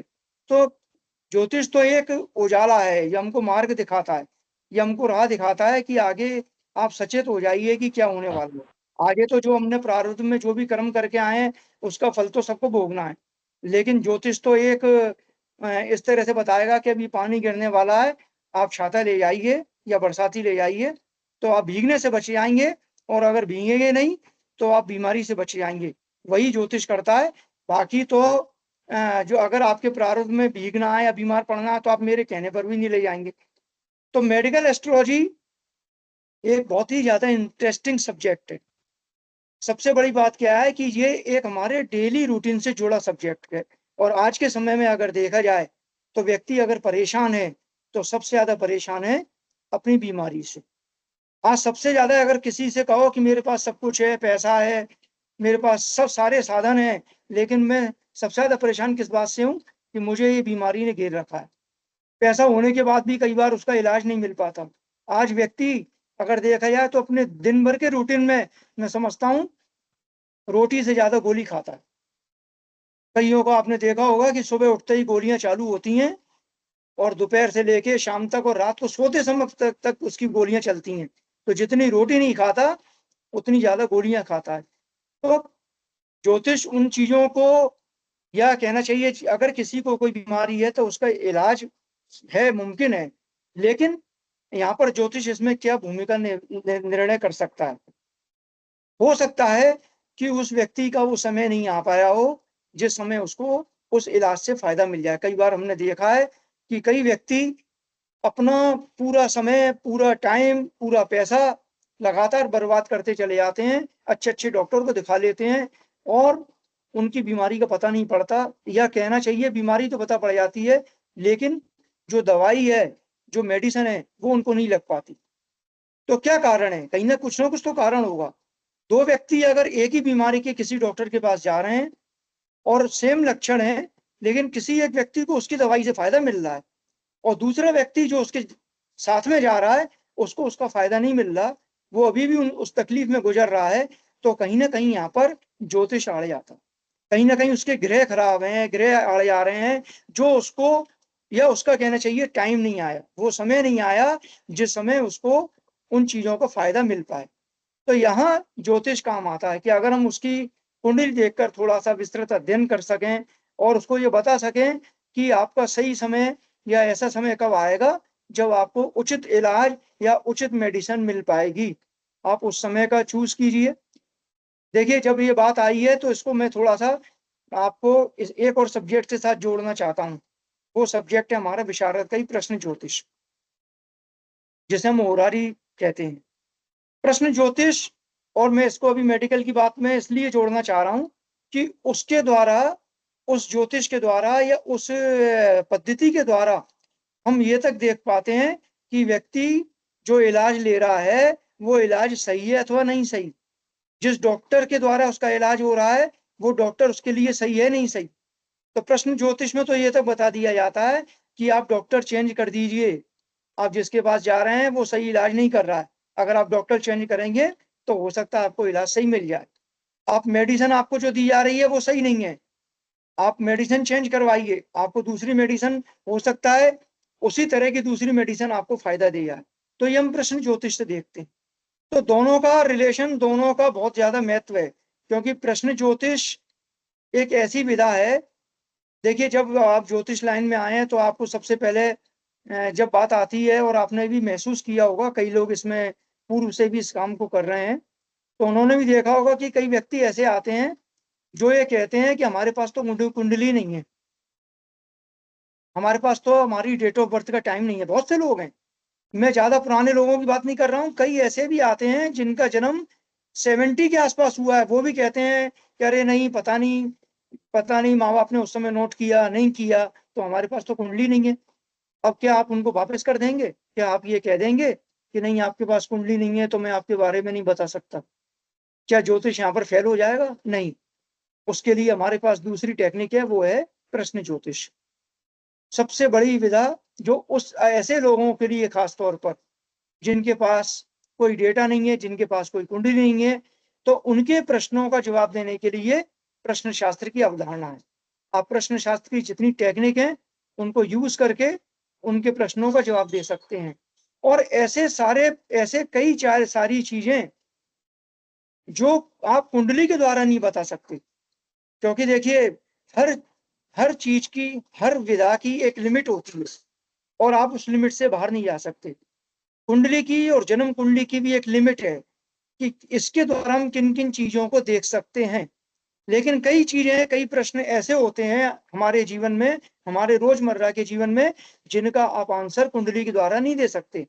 मेरे कई साथी जो इसमें अभी जुड़े हुए हैं, नए लोग जो इसमें कई पूर्व से काम कर रहे हैं, अगर मैं उनसे यह प्रश्न पूछूं कि अगर हम किसी की कुंडली के द्वारा या किसी की एक्चुअल डेट भी है, अगर उसकी कोई चीज खो गई है, उसने कहा कि मेरा मोबाइल खो गया है, मोबाइल मिलेगा अथवा नहीं मिलेगा, मोबाइल मिलेगा तो कब तक मिलेगा, मोबाइल मिलेगा तो कहाँ मिलेगा, क्या ये चोरी हुआ है, क्या ये कहीं गुम गया है, क्या मैं इसको रखकर भूल गया हूँ, इसकी स्थिति क्या है?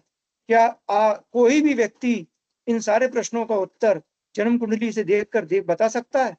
मैं समझता हूँ शायद जन्म कुंडली के किसी भी टेक्निक में ऐसी कोई विधा नहीं है जिसके आधार पर हम उसकी इन प्रश्नों का आंसर दे पाए।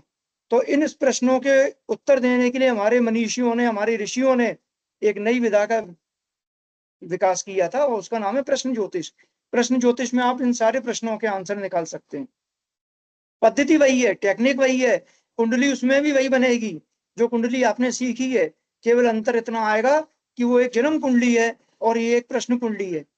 वही चीज है, वही ग्रह हैं, वही देखने का तरीका है, लेकिन एक प्रश्न का उत्तर जो आपको जन्म कुंडली से नहीं मिल रहा, उस प्रश्न का उत्तर आपको प्रश्न कुंडली से मिल सकता है। तो इसलिए हमारे यहाँ जितने पढ़ने भी आते हैं साथी, तो मैं उनसे हमेशा अक्सर कहता हूँ कि देखिए विशारद तक पढ़ना क्यों जरूरी है। कई लोग प्रवीण 1 साल में पढ़ने के बाद कहते हैं कि नहीं हमारे लिए तो इतना ही काफी है, हमने तो बहुत पढ़ लिया, कुंडली देखना सीख ली और कुंडली बनाना सीख ली, लेकिन विशारद में 2 साल और क्या पढ़ेंगे, 1 साल और क्या पढ़ेंगे। लेकिन मेरा कहना हमेशा यही रहता है कि देखिए कुछ ऐसी टेक्निक, कुछ ऐसे सब्जेक्ट्स जो आपको केवल विशारद में ही पढ़ने को मिलेंगे, उनमें से जो मैंने आपको 2 सब्जेक्ट अभी बताए वो विशारद के ही सब्जेक्ट हैं, एक मेडिकल एस्ट्रोलॉजी और एक प्रश्न ज्योतिष। तो ये दोनों सब्जेक्ट वास्तव में ऐसे सब्जेक्ट हैं जो आपको, आपने जो बेसिक पढ़ा है उसके बारे में और ज्यादा पारंगत और ज्यादा विशेषज्ञता देने के लिए आवश्यक हैं। तो इसलिए मेरा यह सभी से आग्रह है कि आप अगर आईकास्ट से जुड़े हैं और हमारे ग्वालियर चैप्टर से जुड़े हैं, तो हमारे ग्वालियर चैप्टर की जितनी भी फैकल्टी है आपको सूक्ष्म रूप से और वैज्ञानिक रूप से हर अपनी विद्या को और अपने सब्जेक्ट को पढ़ाने में पूरी तरह से सक्षम होगी। तो इन्हीं शब्दों के साथ हमारे और साथियों को भी बोलना है, मैं अपनी वाणी को विराम देता हूँ और जय गणपति सर। जय गणपति की। किशोर सर, आपने बताया कि हमारे ज्योतिष में मेडिकल एस्ट्रोलॉजी कैसे काम करती है और प्रश्न ज्योतिष कैसे काम करता है, इसके बारे में हम जब हम पढ़ेंगे, अध्यापन करेंगे तो बारीकी से जान पाएंगे। और जितना जितना आप पढ़ेंगे, जितनी गहराई में जाएंगे, जितना अभ्यास करेंगे, सीखते जाएंगे। शरीर माध्यम खल धर्म साधन, सारे धर्मों के साधन का माध्यम शरीर है और शरीर अच्छा है तो सब कुछ अच्छा है। इसलिए ज्योतिष और आयुर्वेद, ज्योतिष और मेडिकल इसका संबंध है।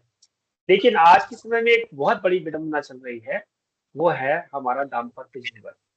ज्योतिष के माध्यम से हम दाम्पत्य जीवन के बारे में हमारे ऋषि मुनियों ने प्रारंभ से ही नेचर को जानने की एक व्यवस्था बनाई थी और इसके अंतर्गत होता है कुंडली मिलान। तो बहुत सारी ऐसी विधाएं हैं, जैसे बहुत सारे उसके अंदर कंटेंट्स हैं जिससे हम कोशिश करते हैं कि दाम्पत्य जीवन अच्छा चले और अच्छे से मिले। फिर भी लोग कई बार उन चीजों को भूल जाते हैं, छोड़ देते हैं, कंसिडर नहीं करते हैं।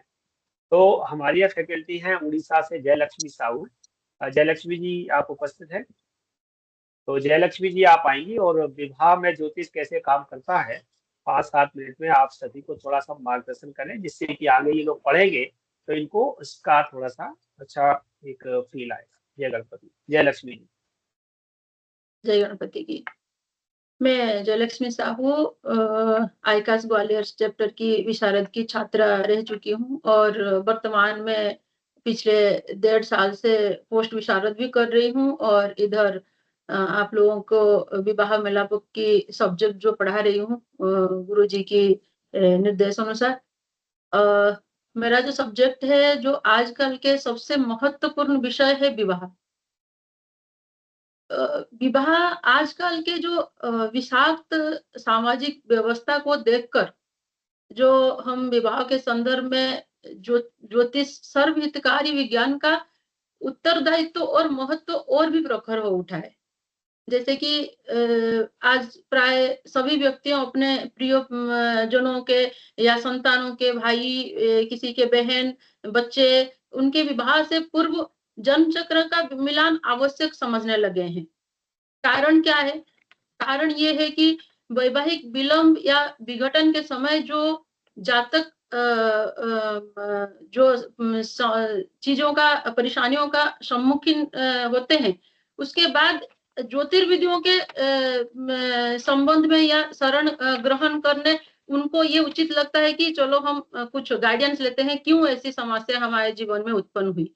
विभिन्न वैवाहिक त्रासदियों को देखकर ज्योतिषियों का मन भी आंदोलन में उठता है कि ऐसा परेशानी क्यों उत्पन्न हो रहा है, क्योंकि एक और जहां वैज्ञानिक उपलब्धियों का हीरक हस्ताक्षर धरती से लेकर हमारे अंतरिक्ष तक अंकित होता जा रहा है, दूसरी ओर व्यक्ति का विचारात्मक और जो भावात्मक सत्ता है वो सत्यशील संयुक्त जैसा, सूर्य के जैसा उसका जो निरंतर अवहेलना कर रहा है, मतलब अवहेलना हो रहा है लोगों से। तो उसका कारण लोगों के जो विवाह जैसे जो महत्वपूर्ण विषय है, जहां प्रसन्नता होनी चाहिए लोगों को, उधर आशंकाओं का अवसाद छाया जाता है। जैसे कि इस आशाओं का जो आकार विवाह के संबंध में अप्रत्याशित और आक्रामक होने लगा है। कहीं जगह पर छोटी-छोटी बात पर डिवोर्स होना, कहीं जगह पर वैवाहिक जीवन में अलगाव होना। इसका कारण जब परिवार लोगों पे या पति पत्नी में भावनाओं के जो सरोवर हैं, जहां सूखने लगते हैं, उधर हम ज्योतिषीय भाषा में उसको बोलेंगे कि भावनाओं के सरोवर जहां सूखते रहते हैं, उधर संबंधों के पारिजात प्रभावहीन होने लगते हैं। यानी उधर उनके मन नहीं मिलते, उधर कहीं पे दोनों में विचारधारा नहीं मिलते, कहीं पे दोनों में पारिवारिक संबंध बिगड़ने लगते हैं। तो इसी के कारण वैवाहिक अनिश्चितता, वैवाहिक विलंब, वैवाहिक कलह और वैवाहिक विघटन के कारण वैदिक व्यवस्था भी विकीर्ण होने लगे हैं। तो इसके कारण ज्योतिषियों का संपूर्ण दायित्व बनता है कि जो लोग हमारे पास आ रहे हैं विवाह के संबंध में, चाहे वो न्यूली मैरिड करने जा रहे हो या उनका वैवाहिक जीवन में परेशानियां आ रही हो, या विवाह के बाद संतान उत्पन्न करने में कोई परेशानियां आ रही हो, पहले से उनका कुंडली मिलान नहीं हुआ है और उन्होंने लव मैरिज किया हुआ है, अगर कोई परेशानियां लेकर हमारे पास आते हैं तो हमारा ये उत्तरदायित्व बनता है कि हम उनको सही दिशा दिखाएं। क्योंकि हमारे आईकास में और हमारे गुरुवर ने जो हमको सिखाए हैं, हम किसी को मिसगाइड ना करें इस संबंध में, क्योंकि ये जो संबंध है पति पत्नी का, ये सबसे ज्यादा महत्वपूर्ण हिस्सा है अभी के समय में। अगर क्योंकि संविधान में भी वो लिव इन रिलेशनशिप को एक्सेप्ट कर लिया है, तो इस चीज को हमारा दायित्व बनता है कि हम उनको गाइड करें कि कैसे उनको सही रास्ता दिखाए कि सही चीजों से विवाहिक गुण मिलान करके और वो अपना कुंडली मिलान करके विवाह के लिए आगे बढ़े और अपना वैवाहिक जीवन सुखमय से बिताए। आगे हम चर्चा करेंगे जब विवाह का विषय आएगा, आगे इसके बारे में और भी विस्तार रूप से चर्चा करेंगे। आज के लिए बस जो विवाह बताना। जय गणपति की सभी को। जय गणपति तो बोला आपने, लेकिन वो नहीं बोला जो बोलती है। जय जगन्नाथ। जय जगन्नाथ। जय जगन्नाथ। हाँ, आप लोगों को हो सकता है कि जय लक्ष्मी जी की जो लैंग्वेज है थोड़ी सी टिपिकल लगी होगी, क्योंकि वो उड़ीसा से है, उनकी भाषा थोड़ी सी खड़ी रही है। पहले जब वो हमारे यहाँ पढ़ती थी शुरुआत में, तब तो वो कहती थी मैं ये कर रहा हूँ, मैं ये कह रहा हूँ, तो हम लोग भी थोड़ा सा अटपटा महसूस करते थे। लेकिन धीरे धीरे हमारे साथ रह करके वो यहाँ की भाषा से बहुत अच्छे से जुड़ गई है और बहुत लगनशील रही हैं, बहुत मतलब डिवोटी है इसके लिए जय लक्ष्मी जी, और हमारे साथ जुड़ी हुई हैं। आपको बहुत अच्छा ज्ञान देंगी, पढ़ती हैं और पढ़ाती भी है। चलिए, मैं अगले क्रम में यहाँ पर हमारे ज्योतिष का एक और विषय है जो कि जिससे हम लोग भिन्न रहते हैं। कुछ विषय तो है हमारे सामने है जिनको हम लोग देखते हैं, लेकिन कुछ विषय ऐसे हैं जैसे कि अभी मैंने बताया प्रसूति शास्त्र है, मेडिकल है, ऐसे ही विधा है हमारे मुंडेन एस्ट्रोलॉजी जो पूरे राष्ट्र के लिए काम करती है, देश के लिए काम करती है। और उसमें जैसे मान लो आज शनि वक्री हुए तो क्या हुआ, शनि वक्री हुए तो इंडिया जीत गया या हार गया या क्या, मतलब कोई ऐसी घटना कुछ भी हो सकता है देश के अंदर। और देश के साथ साथ हमारे जीवन में, अभी मैंने कल की घटना थी, मैंने कहा किसी के साथ अच्छा होगा किसी के साथ खराब होगा। अगर शनि वक्री और आपकी कुंडली में भी शनि वक्री है तो कुछ अच्छा इवेंट आने वाला है। तो वो आया तो कहने लगा साहब शादी पक्की हो गई, तो मैंने कहा चलो अच्छा इवेंट है। तो ये तो कहीं ना कहीं घटना करती है। फिर एक हमारे पास कल ही एक दूसरी खबर आई कि शनि वक्री हुआ तो पता चला कूल्हे की हड्डी टूट गई, तो शनि जो है कमर के नीचे प्रॉब्लम देता है। तो ऐसे बहुत सारी बातें हैं मुंडन एस्ट्रोलॉजी में। लेकिन संग में एक पराशर जी ने एक ज्योतिष और बनाया, और वो ज्योतिष था कि सरल तरीका क्या होगा ज्योतिष का। तो उन्होंने कहा कि देखो जिसको ज्योतिष नहीं आता वो एक काम कर सकता है, 8 डंडे अपने पास रख ले, और 8 डंडे 8 ग्रहों के नाम से, लग्न के नाम से। तो वो क्या है, वो 8 डंडों वाला खेल, तो उसको समझाएंगे हमारे धर्मेंद्र जी, जिसको कहते हैं अष्टक वर्ग। तो अष्टक वर्ग ज्योतिष में, प्रश्न शास्त्र में कैसे काम करता है और मुंडन एस्ट्रोलॉजी का हमारे जीवन में क्या योगदान है, इसको थोड़ा सा संक्षिप्त परिचय के रूप में धर्मेंद्र जी हमारे ग्वालियर में ही हैं, आप हमारे यहाँ से विशारद कर चुके हैं, हस्तरेखा कर चुके हैं। धर्मेंद्र जी आप आए और लोगों को बताएं कि हम कैसे उसको पढ़ाएंगे आगे। जय गणपति। मैं भारद्वाज, और मैं यही आई कास्ट ग्वालियर से मैंने ज्योतिष प्रवीण ज्योतिष विशारद एंड हस्तरेखा करी है। और ज्योतिष के विषय में मैं पहले बिल्कुल शून्य था, मेरे को कोई जानकारी नहीं थी। मेरे परम श्रद्धेय गुरुदेव योग मतलब क्रिया योग के गुरु योगीराज शैलेंद्र शर्मा जी ने मेरे को प्रेरित करा, जाइए ज्योतिष सीखिए और डिप्लोमा कीजिए और आगे बढ़िए। बस उनके मार्गदर्शन में ये 2019 और 20 में उन्होंने मेरे को बोला था। उसके पश्चात मैंने काफ़ी खोज करी, खोज करते करते मैं परमेन सर के चरणों में तक पहुंचा, और वहाँ मैंने अपनी प्रार्थना रखी। तो उन्होंने उस प्रार्थना को स्वीकार करा और मेरे को शिष्य के रूप में स्वीकृति प्रदान कर दी। आगे बढ़े, ज्योतिष सीखा उनके, और ज्योतिष सीखते सीखते मन में एक भाव उत्पन्न हुआ कि क्यों ना मैं ज्योतिष सीखूं और सिखाऊं। तो मैंने अपने जीवन का एक मूल उद्देश्य बना लिया, पढ़ो और पढ़ाओ। तो मैं अपने सहपाठियों को, अपने जूनियर को, अपने सीनियर से यही कहता हूँ, आप पढ़ो और पढ़ाओ। क्योंकि जो ज्ञान जिस चीज को अपन पढ़ रहे हैं और मैं दूसरे को यदि वो चीज बेर समझा रहा हूँ, तो मेरी मन स्थिति में वो चीज, वो नियम मेरे फॉलो हो जाते हैं और दिमाग में बसते चले जाते हैं। इसी प्रेरणा के साथ गुरुदेव ने मुझे मौका दिया अष्टक वर्ग पढ़ाने का। अब अष्टक वर्ग एक ऐसा विषय है जिसमें जैसे गुरुदेव ने कहा स्टार्टिंग में, पाराशर जी भी कहते हैं, ज्योतिष वो व्यक्ति कर सकता है जिसको गणितज्ञ होना चाहिए। अब क्योंकि अब समय के अनुसार लोगों की मति भ्रमित हो जाती है, बुद्धि भी मंद बुद्धि हो जाती है। और आज के युग में आदमी कंप्यूटर पे बैठता है, लैपटॉप पे बैठा है, गणित के पहाड़े याद नहीं होते लोगों को, सब चीजें याद नहीं होती। तो शायद हमारे ऋषि मुनियों ने हजारों साल पहले ही इस चीज को देख लिया कि एक ऐसा युग भी आएगा जब लोग गणित तक करने से बचेंगे। तो उन्होंने एक विधि का और एक शास्त्र की उत्पत्ति करी जिसका नाम है अष्टक वर्ग। अष्टक वर्ग इन 7 ग्रहों और एक लग्न को मिलाकर किया जाता है। इसमें राहु केतु को अपन उपयोग नहीं करते। इससे हम सूक्ष्म से सूक्ष्म विधि का ज्ञान कर सकते हैं कि सामने वाला जातक का कौन सा वर्ष सही होगा या उसके ये वाला वर्ष उसके लिए खराब है। तो खराब है तो क्या पूरा साल खराब होगा? नहीं। तो अष्टक वर्ग उसमें से अपन को भिन्न बताएगा कि अष्टक वर्ग में ये वाला महीना आपका अच्छा है, ये महीना खराब है। तो जब हमें ये पता पड़ गया कि ये महीना खराब है, तो हम उस महीने में अपने आप को थोड़ा सा न्यूट्रल करते हुए उस महीने को निकालने का प्रयास करते हैं। फिर हमें अष्टक वर्ग बताता है कि ये वाला दिन अच्छा है आपका। अब ये वाला दिन अच्छा है, तो कभी कभी तो अष्टक वर्ग का क्या पूरा 24 घंटे ही वो अच्छा रहेगा? नहीं, उसमें से कुछ पार्ट होगा जो खराब होगा। तो हमने उस पार्ट को में से हटाकर बाकी के समय को अपन ने साधन करना है। ये चीज हमें अष्टक वर्ग बताता है।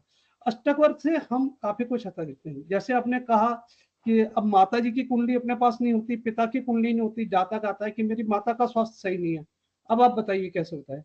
तो अष्टक वर्ग बिल्कुल परफेक्शन के साथ ये बता सकता है कि यहाँ पे चंद्रमा बैठा है, चंद्रमा से चतुर्थ स्थान के अष्टक वर्ग में चंद्र अष्टक वर्ग के बिंदु देखते हैं, उससे हम 27 से गुणा करके नक्षत्र का गणित तक करते हैं। जब उस नक्षत्र में शनि अथवा गुरु का गोचर या उसके त्रिकोण से गोचर होता है, वो समय उसकी माता के लिए कष्टप्रद होता है। यह हमें ज्योतिष बहुत अच्छे से बताता है, और इसका मैं पढ़ाते समय अपने स्टूडेंट से और अपने ग्रुप में भी बताता रहता हूँ कि ये चीज हुआ, तो वो होता है राइट, ये समय हुआ। और ये तो अपना आपका खुद का अनुभव भी है। हाँ ये वाला तो आपका खुद का अनुभव भी है, आपकी माता जी वाला। बिल्कुल बिल्कुल गुरुजी, मैंने वो भी बता रहा हूँ। अभी अभी मेरी माता जी का स्वास्थ्य गड़बड़ था, तो मैंने देखा कि चंद्रमा से अष्टग्रह, मैंने गुरुदेव से भी कहा, मैं गुरुदेव अभी ये 8 दिन निकल गए तो मम्मी ठीक हो जाएंगी। तो डॉक्टर ने जवाब दे दिया था कि आप घर ले जाओ, सेवा करो 2-4 दिन जितने भी है। आज मेरी माता जी मेरे साथ हैं और 96 प्लस की हैं, और गुरुदेव की कृपा है सभी की माताएं उनके साथ रहें, ये आशीर्वाद है। तो ये चीजें, बहुत चीजें होती हैं अष्टक वर्ग। अब अपने किसी ने कहा कि मेरा पुत्र को प्रॉब्लम है, तो अपने गुरु से पंचम स्थान के बिंदु को देखे, वहां पे गुरु के अष्टक वर्ग प्रस्तारक वर्ग में कितने पॉइंट है। जब उस त्रिकोण में जब गुरु आता है तो अपन को वो फलित होती है, और घटना 100% फलित होती है। ऐसी अपन बात करते हैं कि अब आदमी का सौभाग्य कब प्राप्त होगा, तो अपन उसकी भी बात करते हैं। मतलब अष्टक वेरी गुड। और आप ये भी बता सकते हो कि अष्टक वृक्ष में बिंदु का टोटल से अपन एक 1 पॉइंट दा एक चार्ट में अपने जानते हैं मेरे विद्वान साथी, तो उसमें सबसे अधिक बिंदु किस भाव में, वो भाव किस भाव से एकादश हो रहा है, उस भाव से जातक को लाभ होता है। तो हम लोग उसको प्रेरित करते हैं कि आप इस भाव से संबंधित कार्य करें, इस भाव के संबंधित व्यक्ति से अपना संबंध बढ़ाएं, तो आपको प्रॉफिट होगा। इस टाइप की अष्टक विद्या है, आप सीखेंगे। काफी इंटरेस्टिंग पार्ट है, और मेरा बहुत प्रशंसनीय सब्जेक्ट है, और मेरा बहुत अच्छा लगता है, मेरे को पढ़ाता हूँ मैं। और इसी के साथ गुरुदेव ने मुझे मुंडेन एस्ट्रोलॉजी भी पढ़ाने के लिए दिया। तो मुंडेन एस्ट्रोलॉजी एक है कि विश्व के ऊपर धरातल पर क्या हो रहा है, अपना ग्रह मूवमेंट कर रहे हैं, तो कौन सी दिशा में क्या चीज होने जा रही है, और वो वर्ल्ड लेवल पर कहाँ पर होने, कौन से देश में होने जा रही है। फिर उस वर्ल्ड लेवल को पर इंडिया लेवल पर लगाते हैं, तो इंडिया के कौन से क्षेत्र में ये चीज घटना घटने वाली है, अपन को उसके बारे जानकारी मुंडेन एस्ट्रोलॉजी देता है। और उसके बाद अपने शहर की बात करते हैं, तो ऐसे मुंडेन एस्ट्रोलॉजी काम करती है, और बहुत सही ढंग से काम करती है। अभी अभी गुरुदेव ने हमने जब 8 सितंबर 2024 को नाम संवत्सर था, हमने प्रोग्राम एक किया था ग्वालियर चैप्टर नोएडा चैप्टर के सहयोग से। तब गुरुदेव ने के चतुर्वेदी सर ने मेरे को प्रेरित करा कि धर्मेंद्र जी मुंडेन एस्ट्रोलॉजी पे चुनाव के संबंध में कुछ तैयार करो, तो मैंने तैयार करा उनकी कृपा से। तो चरण 1 से लेकर चरण 7 तक मैंने पूरा निकाला मुंडेन एस्ट्रोलॉजी के तहत। उसमें एक आपका कोट चक्र और सूर्य काला चक्र का प्रयोग करते हुए मैंने उसकी व्याख्या करी। तो आप यकीन नहीं मानेंगे, तो जब मैंने लास्ट 4 जून को जब रिजल्ट घोषित हुआ था, तो वो परिणाम 98% तक मेरे अकॉर्डिंग में सही आते हैं। और मेरे मित्रों ने, मेरे सहपाठियों ने मुझे दोपहर 3 बजे से फोन आना चालू हो गए मेरे पास कि धर्मेंद्र जी आपकी बिल्कुल परफेक्शन बिल्कुल अच्छी गई। मैंने कहा जो भी पढ़ाया हुआ है ये गुरुदेव ने पढ़ाया हुआ है, मैंने और संहिता ज्योतिष के नियम के अलावा किसी नियम का उपयोग नहीं करा, बस नियम को लगाता चला गया और करता चला गया। ऐसे आप आइए।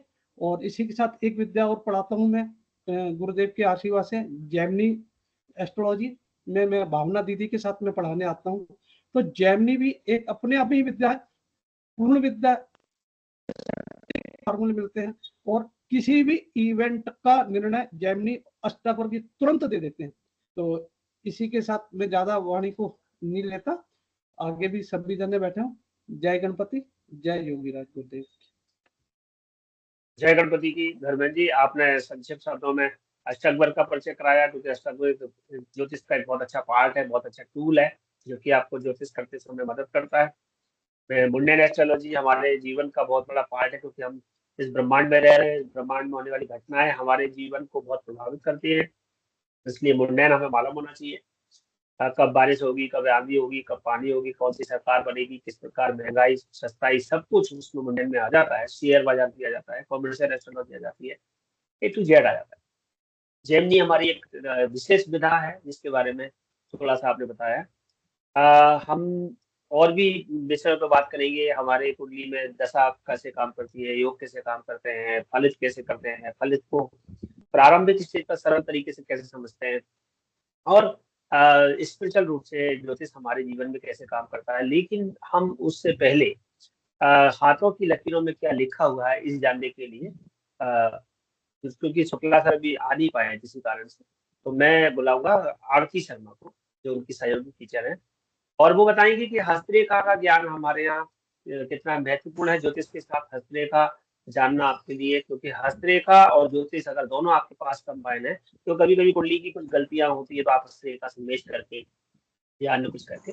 तो जगनपति आरती शर्मा आप आए और बताएं सबको कि हस्तरेखा का हम कैसे अपने जीवन में उसको सरली तरीके से देख सकते हैं। जय गणपति की सर, जय गणपति की सभी लोगों को। मैं आरती शर्मा आईकास ग्वालियर चैप्टर से, और मैं यहाँ पे जनरल एस्ट्रोलॉजी और हस्तरेखा शास्त्र थोड़ा सा पढ़ाती हूँ।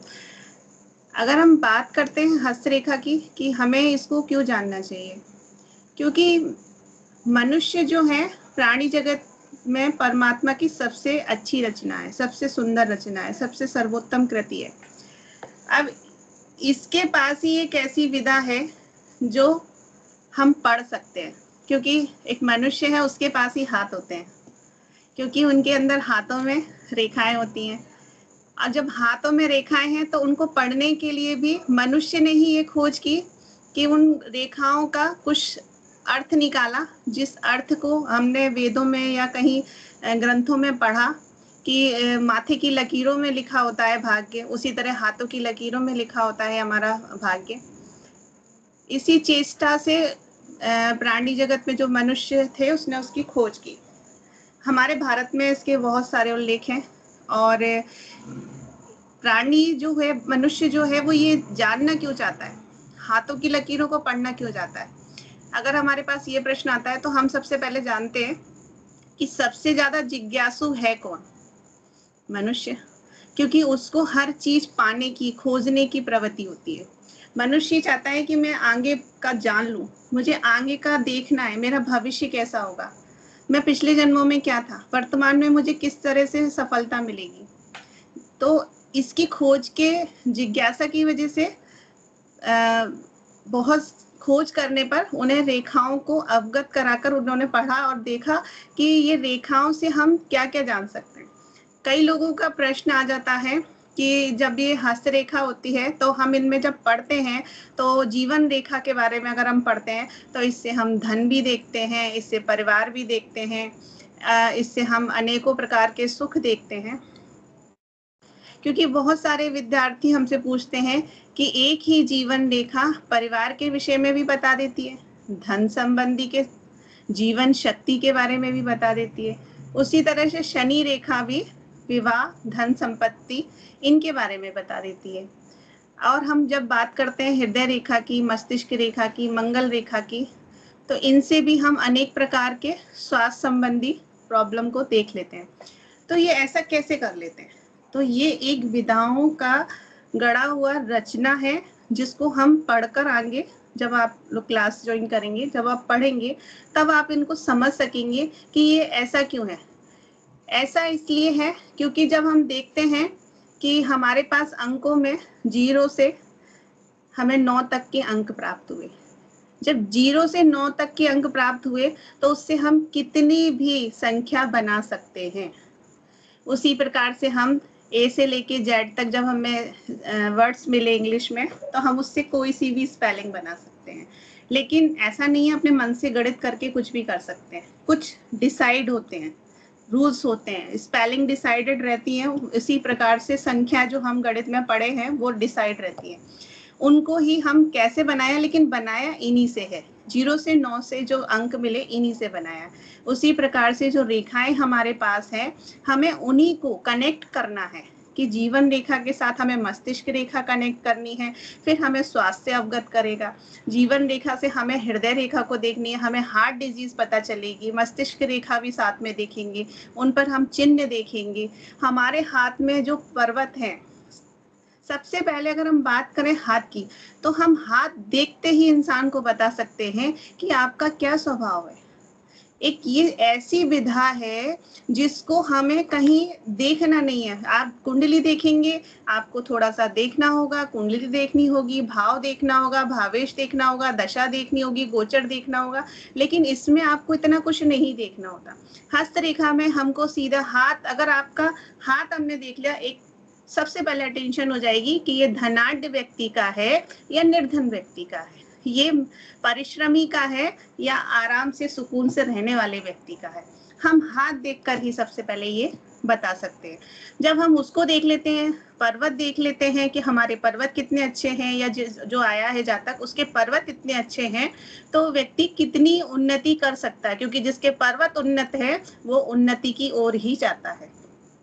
अधिकतर उन्नत पर्वत ही हमें उन्नति की ओर ले जाते हैं। उसके साथ अगर हमें रेखाएं भी स्वस्थ रेखाएं मिल गई, सरल मिल गई, सरल मिल गई, कोई रोक टोक नहीं है, कोई कट नहीं रही है, तो सबसे अच्छी बात यह है कि व्यक्ति का हाथ सर्वगुण संपन्न हाथ है। इसमें बहुत सारी चीजें हमें और भी देखनी होती हैं। मुख्यतः हमारे हाथों में 3 रेखाएं सभी के हाथों में होती हैं। जब हम उन 3 रेखाओं को पढ़ लेते हैं, उसी से हम बहुत कुछ बता देते हैं। उसके साथ हमारे प्रमुख रेखाएं, गौड़ रेखाएं जब मिल जाती हैं तो हमारे को एक रचना मिल जाती है, एक सूत्र मिल जाता है कि हम इसके साथ इसका संबंध है तो व्यक्ति ऐसा बनेगा, व्यक्ति इस फील्ड में जाएगा, व्यक्ति को कहाँ से धन प्राप्ति होगी, ये किस ओर जा सकता है, इसका स्वभाव कैसा है। इसके लिए हमें कुंडली नहीं उठानी है, हमें इसके लिए कुछ और भी नहीं देखना है, सिर्फ हमें हाथ देखकर ही हम बता सकते हैं कि ये व्यक्ति किस ओर जा सकता है, इसका स्वभाव कैसा होगा। हाथ का रंग देख के हम बता देंगे कि ये व्यक्ति नर्म स्वभाव का है, गुस्से वाले स्वभाव का है, शांत स्वभाव का है। ये हमें छोटी छोटी चीजें जो आसानी से पढ़ सकते हैं, क्योंकि ज्योतिष में हम अच्छी बातें देखते हैं, लेकिन एक व्यक्ति होता है जिसके पास बिल्कुल समय नहीं होता, वो कहता है जल्दी करिए। तो आप बिल्कुल ज्योतिष के साथ अगर हस्तरेखा का सहारा लेते हैं तो मुझे ऐसा लगता है कि बहुत जल्दी कनेक्ट करने पर उसका रिजल्ट मिल जाता है, क्योंकि व्यक्ति का नेचर आपको पता चल गया कि ये जल्दबाजी वाला व्यक्ति है, जल्दी बात मनाएगा, जल्दी बोलेगा। तो आपको जल्दी बोलने के चक्कर में आप उसका पहले हाथ देख लीजिए, साथ में कुंडली का भी विश्लेषण कर लीजिए। अगर आपको कुंडली का भी अनुभव है तो व्यक्ति को आप दोनों चीजों से कनेक्ट करके इस तरह से संतुष्ट करेंगे कि सामने वाला इंसान कह देगा कि जो आपने प्रेडिक्शंस दिया है वो सच में इतना सटीक है कि मैं जिस फील्ड में जाना चाहता था मैं वहीं गया हूँ, या मुझे जिस वर्ष आप लोगों ने बताया था कि मुझे धन मिल सकता है या मेरी जॉब लग सकती है उसी वर्ष, क्योंकि हमें एक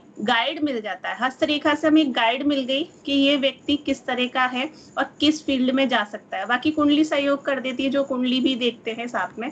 इसलिए मेरा मानना है कि हस्तरेखा बहुत ही अच्छी रचना है, कहते हैं चुटकी में काम करने वाली रचना है, जो अगर किसी को बहुत ज़्यादा समय नहीं लगाना है तो सबसे पहले हस्तरेखा के अनुभव ले लेना चाहिए, क्योंकि व्यक्ति के हाथों से हम उसके परिचय ले लेते हैं, फिर बाकी आगे आप उसके कुंडली देखकर या आप जिस तरह से भी जानते हैं उस तरह से आप उसको प्रेडिक्शन दे सकते हैं।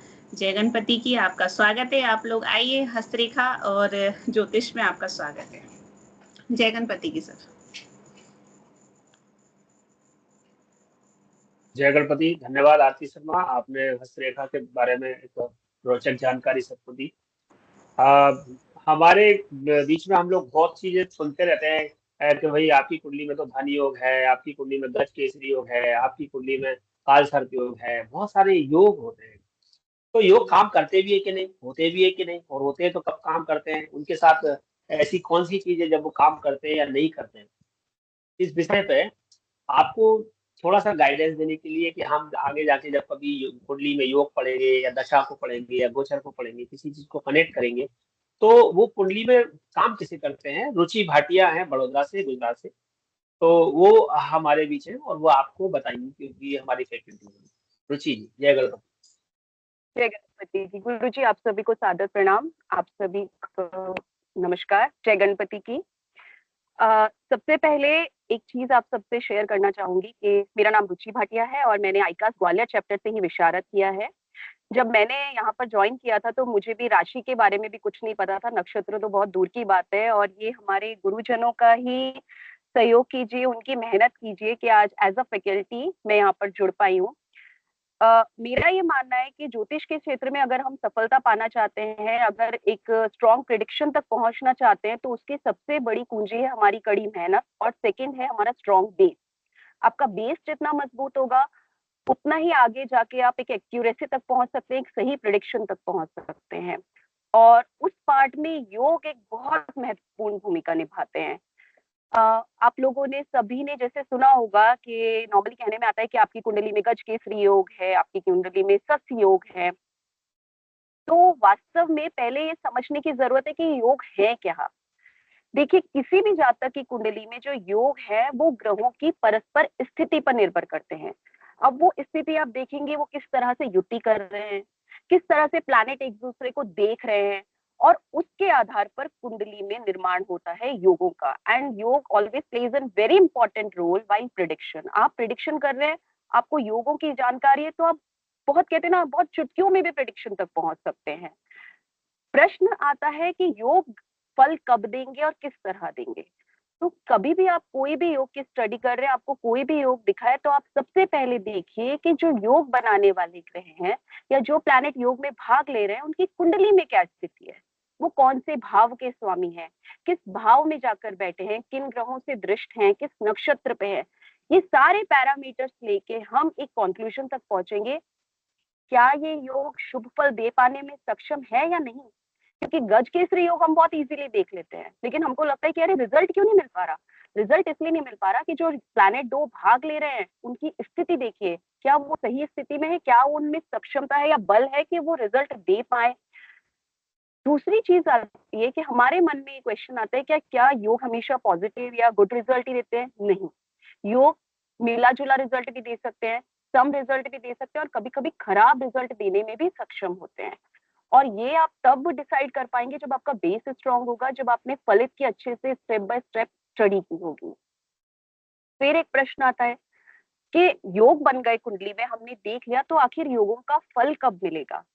योगों का फल देने का कार्य करती है या उनको सपोर्ट, योगों से फल निकलवाने का काम करती है हमारी कुंडली में चल रही दशा अंतर्दशा। ज्योतिषीय भाषा में कहूं तो जो दशा है वो एक टाइम पीरियड है।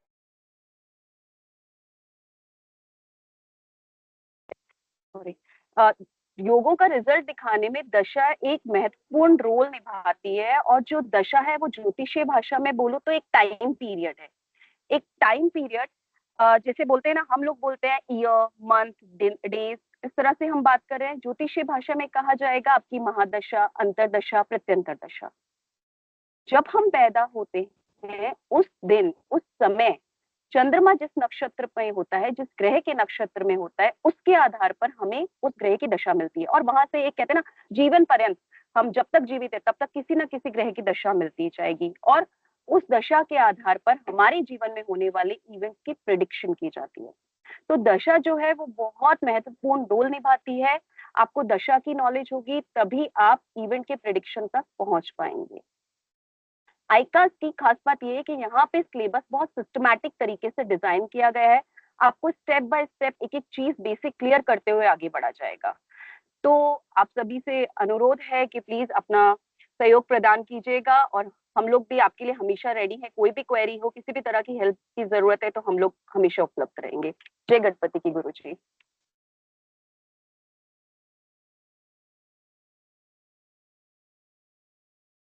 जय गणपति। तो आपने जाना कि योग हमारे जीवन में कुंडलियों में जो बताए जाते हैं तो उनका कैसे वो है, लेकिन इन योगों तक पहुंचने के लिए जो हमारी पहली सीढ़ी है, जिनको अभी ज्योतिष का जाप सीखने के लिए जो आए हैं कि ये ज्योतिष प्रारंभ कहाँ से होता है, इसमें फलित की विधा तक हम पहुंचने के लिए शुरुआत कहाँ से करते हैं, तो वो शुरुआती स्टेज है, उसको प्रारंभ करने के लिए शुरू में आपको कौन सिखाता है? बचपन में आपकी माँ। तो आईकास में है हमारे पास अलका जी, अलका धवन, मैं उनको बुलाऊंगा कि सबको मातृ रूप में पढ़ाने वाली है। आप जब इनके साथ पढ़ते हैं तो आपको ऐसा आभास होने लगेगा कि एक मातृशक्ति आपके साथ जुड़ी है। तो अलका जी, आप सभी को बताएं कि हम ज्योतिष को कैसे सरल तरीके से इन सभी स्टूडेंट्स को आगे ले जाएंगे और पढ़ाएंगे, हल करेंगे। जय गणपति। गुड़गांव से हैं आप? जय गणपति की। सबको पहले मैं अपना परिचय दे दूं। मैंने यहीं से विशारद किया है और अभी भी पोस्ट विशारद कर रही हूँ और मैं गुड़गांव में रहती हूँ, ऑनलाइन क्लासेस लेती हूँ। तो आप लोग को P1 को मैं फलित पढ़ाऊंगी, शायद जो सबसे इम्पोर्टेंट सब्जेक्ट है। राशि, नक्षत्र, भाव और प्लैनेट, ये सब कैसे हमारे जीवन में काम करते हैं।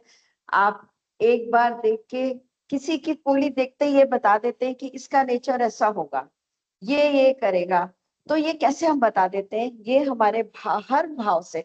देखिए, राशि में हमारे लाइफ में इवेंट बहुत होते हैं, लेकिन भाव हमारे पास सिर्फ 12 ही है, प्लेनेट हमारे पास 9 ही है।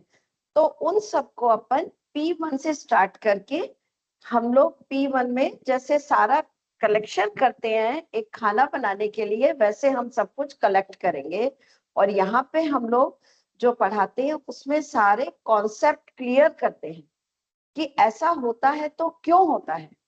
अब जैसे एक क्वेश्चन हमेशा आता है अपने पास में, जब आप लोग ज्योतिष अच्छे बन जाएंगे ज्योतिषाचार्य, कि मेरे साथ ही ऐसा क्यों हुआ। तो मैं आपको बता दूं, ये जो कुंडली है वो हमारे जीवन का, हमारे प्रारब्ध का, पास्ट लाइफ का एक स्क्रीनशॉट है। आप अपने बैंक में जाते हैं, अगर आपके पास 10 लाख रुपया है तो 10 लाख ही निकाल सकते हैं, 20 लाख नहीं निकाल सकते। इसी तरह से कुंडली हमारे जीवन का, हमारे पिछले जन्मों का स्क्रीनशॉट है। जो हमने किया है हमें वो मिल जाएगा। और ये हम एक फोन पे बात करके, ब्लाइंड कुंडली देख के भी हम इंसान का नेचर बता देते हैं कि वो क्यों ऐसा है, उसका नेचर कैसा होगा, गुस्से का तेज होगा, कलर कैसा होगा, मन का कैसा होगा, ये सब आपको समझाने की कोशिश करेंगे हम लोग। और क्योंकि हमारे गुरुजी बहुत ज्यादा मेहनत करते हैं और आप लोग का ये सौभाग्य है, या आप लोग के कुछ प्रारब्ध हैं कि आप लोग हमसे जुड़ रहे हैं, क्योंकि ये भी हमारे प्रारब्ध होते हैं। आज एक ट्रेन में मिलने वाला मुसाफिर भी हमारे प्रारब्ध से ही मिलता है। हमें आप लोग यहाँ आए हैं, ये कुछ हमारे पास्ट लाइफ के कर्मा हैं जो अपन लोग जुड़े हैं। तो ये फलित से हम सब करेंगे, क्योंकि ज्योतिष को वेदांग कहा गया है, वेदों का अंग कहा गया है। सब कुछ देख सकते हैं हम, उसकी रेमेडी करवा के हम उनके प्रारब्ध भी काट सकते हैं। लेकिन कितने कटेंगे ये ना एक एस्ट्रोलॉजर जानता है, ना वो करने वाला जानता है। इसके साथ ही ये तो हमें कुंडली मिल गई, अब ये हमें भाई बहन मिल गए, हमें माता पिता मिल गए, ये सब हमारे पास्ट करना है कि ये सब लोग हमें मिले। अब हमारी कुंडली में योग है, जो रुचि जी ने बताया कि योग काम करते हैं, योग भी है, इवेंट भी होना है। हमारी कुंडली में मेंशन भी है कि गज केसरी को योग है, केमद्रुम योग है, लेकिन वो योग भी घटित कब होंगे हमारे जीवन में, कोई भी इवेंट होगा तो कब होगा, उसके लिए हमें दशा देखनी पड़ती है। घटनाओं के घटित होने के समय का निर्धारण करने के लिए हमें दशा देखनी पड़ती है। लाइट भी है, फैन भी है, लेकिन स्विच भी चाहिए हमें, तभी हमारा फैन चलेगा। तो इसके लिए हमें ट्रांजिट भी देखना पड़ता है कि ट्रांजिट में हमारे योग भी है, दशा भी है, लेकिन ट्रांजिट हमारे फेवरेबल है या नहीं। अगर तीनों चीजें फेवरेबल हो जाती हैं तो वो इवेंट होने में बिल्कुल भी देर नहीं लगती है। लेकिन हमें ये सब कुछ देखते हुए चलना चाहिए। ये हमारे, मैं भी, आप लोग जब आए हैं, कईयों के मन में संशय होगा कि हमें तो कुछ नहीं आता। हम जब आते हैं, मुझे भी 12 राशियों के नाम भी नहीं पता थे, और हमारे गुरुजी हैं कि एक अंधकार से निकाल के हाथ पकड़ के हमें उजाले की ओर ले जाते। मैं भी एक हाउसवाइफ थी, मुझे कुछ नहीं पता था, ना मेरा फैमिली बैकग्राउंड है कि मैं एस्ट्रोलॉजिकल कोई बैकग्राउंड नहीं है, लेकिन मैं आई कुछ परेशानियों में और गुरुजी ने मुझे निकाला। और आज आप लोग के सामने, जबकि मैं किसी से बात नहीं कर पाती थी, और मैं मेरा यही एक रहता था कि गुरुजी मैं नहीं पढ़ा पाऊंगी, गुरुजी मैं नहीं पढ़ पाऊंगी, गुरुजी मैं पास नहीं हो पाऊंगी। और गुरुजी का एक ही आंसर रहता था, अलका जी आप बहुत अच्छे नंबरों से पास होगी, अलका जी आप पढ़ा पाओगी। और आज उनका ही सहयोग है कि मैं आप लोग को पढ़ा रही हूँ, कई सालों से कंटिन्यू अपनी सेवाएं दे रही हूँ, और मैं चाहती हूँ कि आगे भी मैं ऐसी सेवा देती रहूं। और ये आप लोग के जो मन में जो क्वेरीज हैं, कोशिश करूंगी कि उन सबको सॉल्व कर सकूं। अभी जैसे किशोर सर ने प्रश्न कुंडली का एक उदाहरण दिया, मैं आपको बताती हूँ, मेरे एक नोन में है, उनकी कैट खो गई थी। अभी जब मैं गुड़गांव से आई, अभी मैं ग्वालियर में हूँ, और वो लंदन में थी लड़की, और किसी के पास छोड़ के गई थी अपनी कैट को, और उसकी कैट की कुंडली तो होती नहीं है। तो उसने लंदन से रो रो के, बुरा हाल था, 10,000 का इनाम रख दिया था उन्होंने। और मेरे पास, मेरे बेटे की फ्रेंड है वो, मेरे पास फोन आया कि वो कैट खो गई है।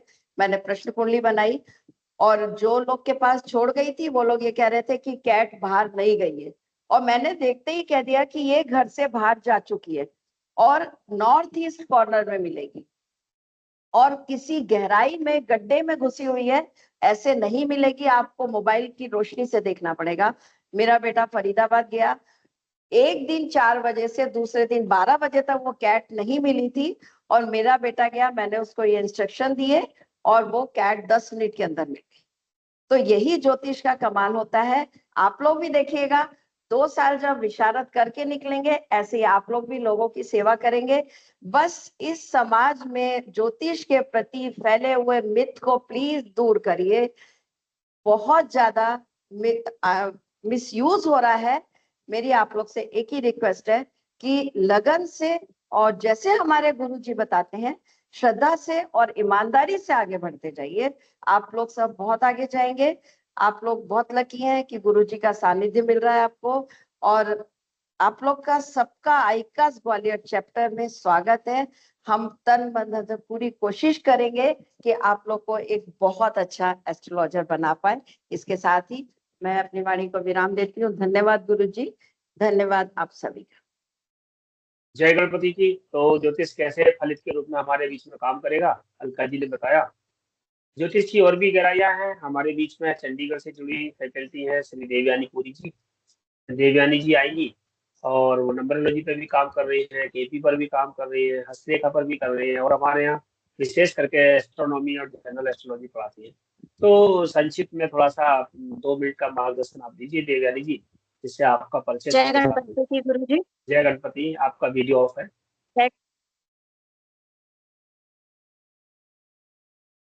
गुरु जी ऑन नहीं हो पा रहा है वीडियो। ठीक है बोलिए। जय गणपति की। और सभी जो नए साथी जुड़े हैं आज, उनका बहुत बहुत स्वागत है। और अभी जैसे अलका मैडम ने कहा कि आप अगर यहाँ जुड़ते हैं तो अपनी मर्जी से नहीं जुड़ेंगे, और ना ही आप इंटरेस्ट, आप कहेंगे इंटरेस्ट है इसलिए जुड़ रहे हैं। ये आपके प्रारब्ध हैं, ये आपके प्रारब्ध हैं जो आपको ज्योतिष के क्षेत्र में लेके आए हैं। ज्योतिष शास्त्र क्या है? एक देवीय विज्ञान है, विज्ञान है ये। जैसे कि आईकास है, आईकास का फुल फॉर्म है कि Indian council of astrological sciences. आप ध्यान दीजिए, साइंसेज, ये साइंस है, विज्ञान है, लेकिन देवीय विज्ञान है। और ये इसका प्रादुर्भाव कहाँ से हुआ है? ये आया है वेदों से। वेदों का एक भाग है, हिस्सा है ज्योतिष विज्ञान। तो मैं थोड़ा सा आपको इसके बारे में बताऊंगी कि ज्योतिष हमारे जीवन में हमें क्या क्या हमें लाभ देता है, और किस तरह से खगोल शास्त्र, जैसा कि मैं खगोल शास्त्र पढ़ाती हूँ। खगोल शास्त्र पहले हम देखते क्या है। तो हम देखते हैं कि हमारा ह्यूमन नेचर है कि जैसे ही हम कुछ देखते हैं तो हम उसके बारे में जानना चाहते हैं। अगर हम आसमान की तरफ देखते हैं तो हम देखते हैं कि ये तारे दिखाई दे रहे हैं, सूर्य चमक रहा है, तो हमारे मन में एक स्वाभाविक से प्रश्न आते हैं, ये तारे क्या हैं, सूर्य क्यों चमक रहा है, सूर्य कहाँ चला जाता है शाम को, चंद्रमा कैसे उदय होता है, कभी छोटा होता है कभी बड़ा होता है। तो इस सब की हम स्टडी, कभी ग्रहण लग जाता है तो कभी फुल मून आ जाता है।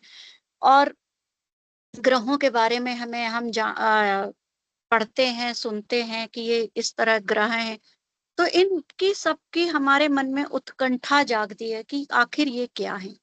और इसी की जब हम स्टडी करते हैं, इंग्लिश में खगोल शास्त्र को एस्ट्रोनॉमी कहते हैं। एस्ट्रोनॉमी जो सब्जेक्ट है आपने बहुत अच्छी तरह से सुना होगा। तो साइंस इस पे बहुत काम कर रही है, एस्ट्रोनॉट्स भेजे जा रहे हैं ग्रहों पे।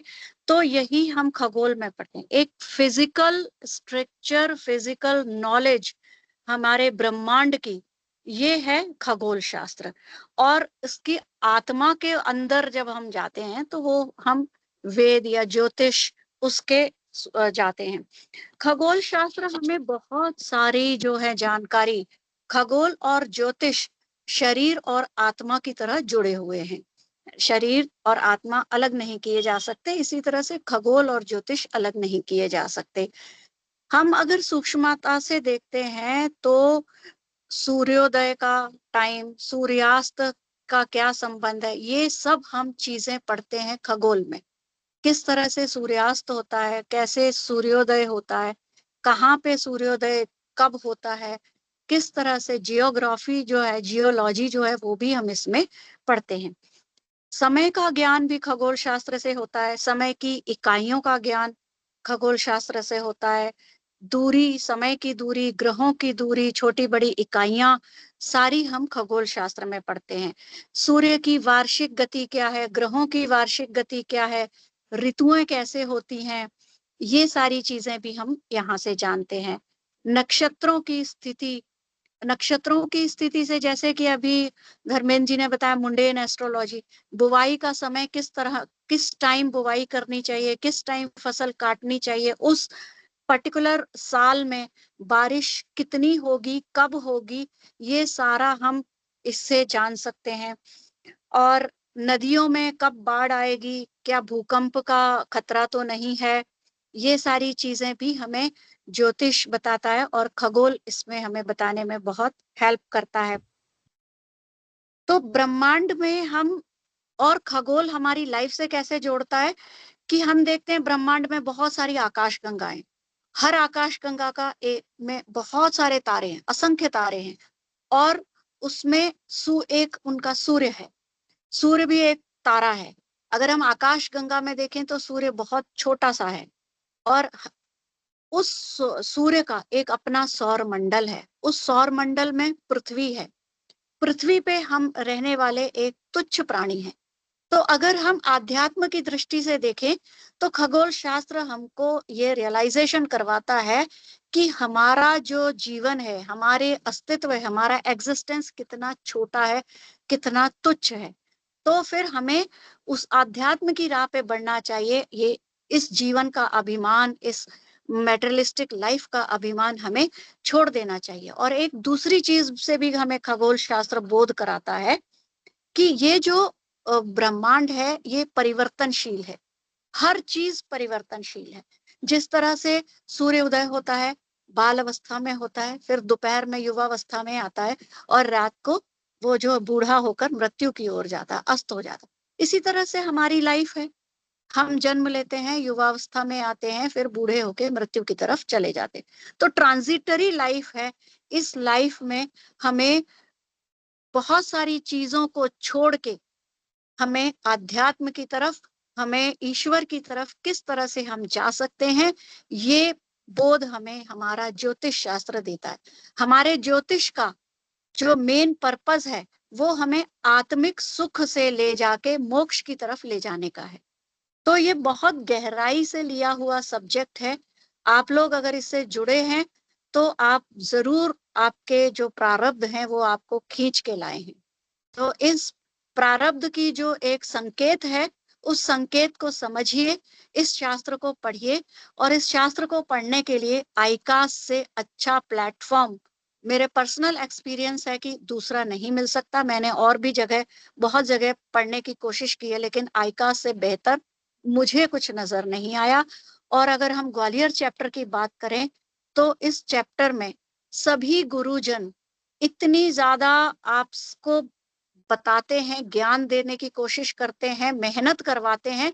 अगर आप नहीं चाहेंगे तो भी मेहनत करवाई जाएगी आपसे, तो ये लक्ष्य होता है कि जो हमारे पास आ गया वो विद्वान बन के ही निकले।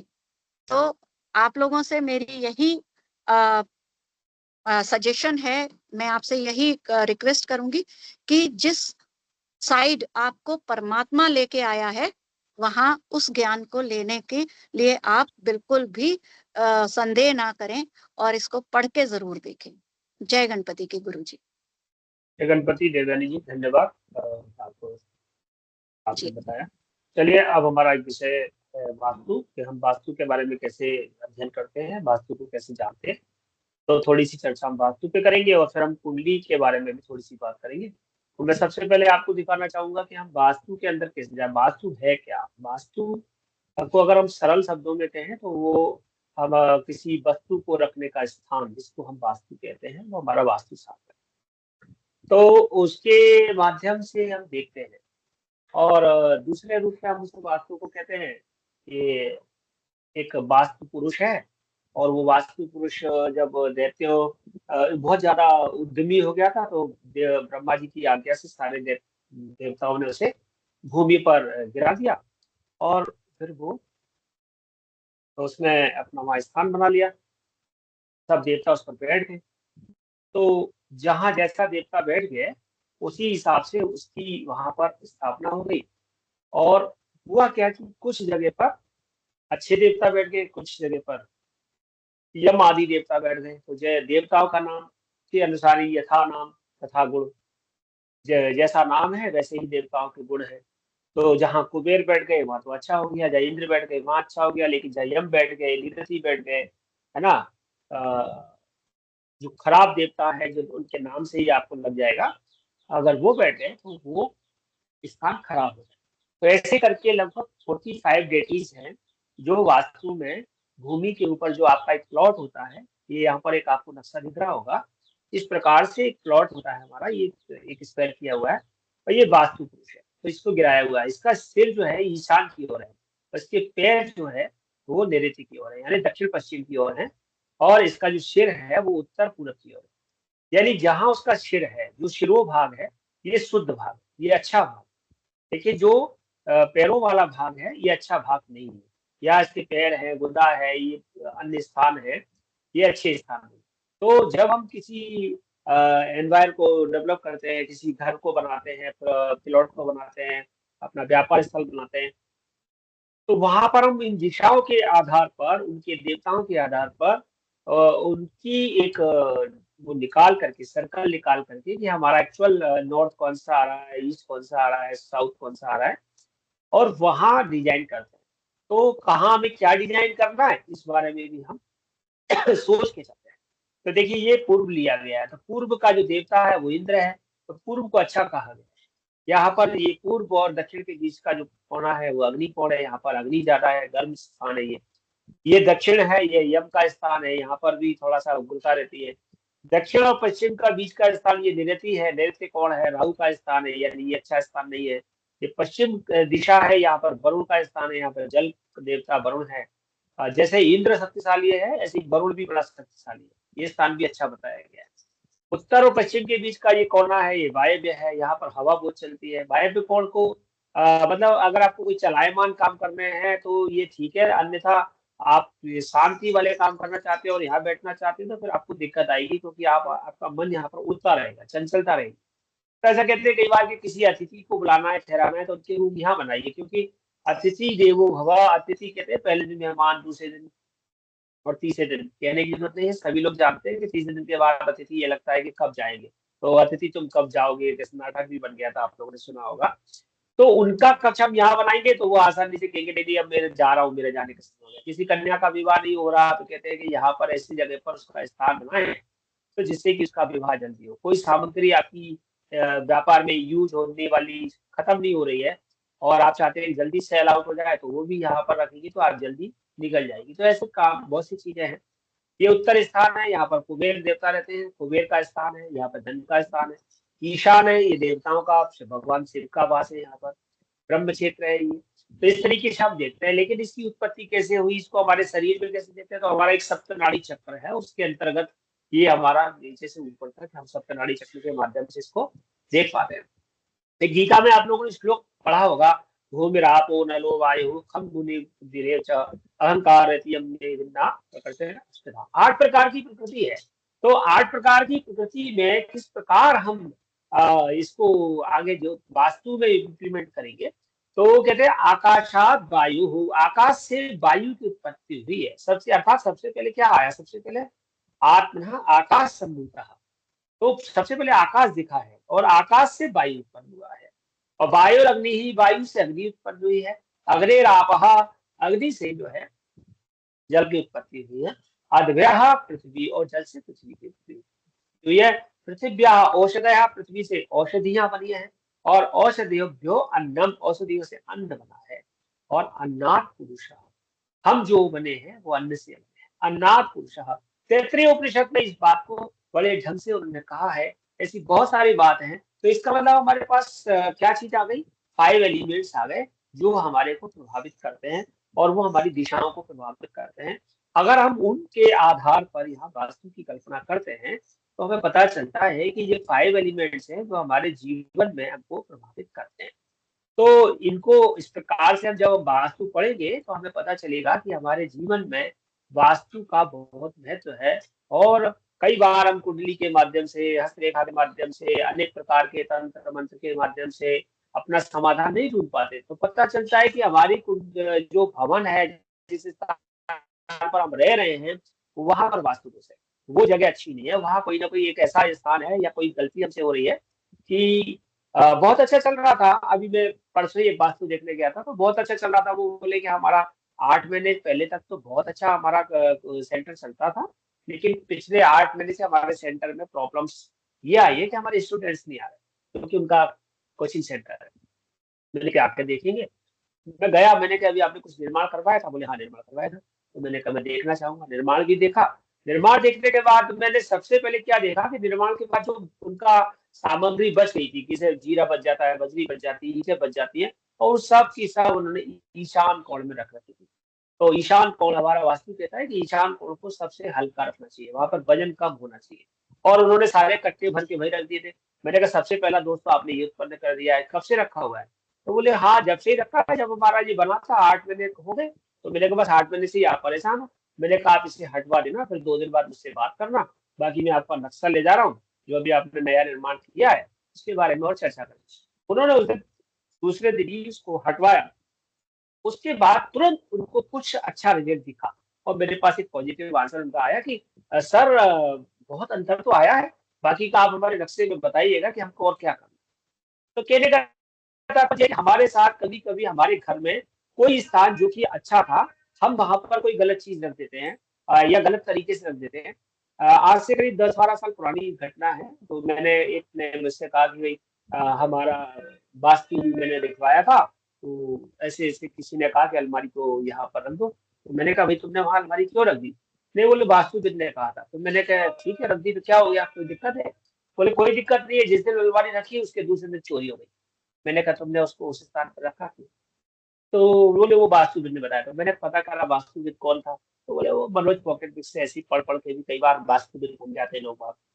तो आईकास में आएंगे, आप सैद्धांतिक वास्तु पढ़ेंगे, नियमबद्ध वास्तु पढ़ेंगे, मय मतम ने क्या कहा, विश्वकर्मा प्रकाश में क्या लिखा हुआ है, शास्त्रों ने क्या कहा है, बृहत संहिता में ब्राह्मण क्या कहते हैं, और उसके बाद हमारे आज के समय में मॉडर्न वास्तु क्या कहता है, किस तरीके से हम, क्योंकि उस समय हमारे समय पर जो जिस समय के बृहद वास्तु बने हुए हैं, जो ब्राह्मण ने कहे हैं कि 100 गज लंबा और 140 गज चौड़ा और उसके पास इतनी दूर पर ये पेड़ होना चाहिए, वो होना चाहिए, तो आज संभव नहीं। आज फ्लैट हो गए हैं या छोटे मकान हो गए हैं, उनमें मॉडर्न वास्तु में हम किस प्रकार से काम करते हैं, उसके लिए भी हमारी संस्था ने बहुत काम किया हुआ है। वास्तु चिंतामणि के रूप में हमारे आईकास प्रेसिडेंट ने पुस्तक का संकलन करके एक बनाई हुई है, उसके माध्यम से भी हम पढ़ते पढ़ाते हैं। तो अगर आप वास्तु में जुड़ते हैं तो आपको वास्तु की भी एक नॉलेज जो कि आपकी, क्योंकि एस्ट्रोलॉजी के बहुत सारे खंड हैं, अगर आप उन्हें जोड़ के चलेंगे आपस में तो निश्चित ही आप एक अच्छे ज्योतिषी, क्योंकि कोई एक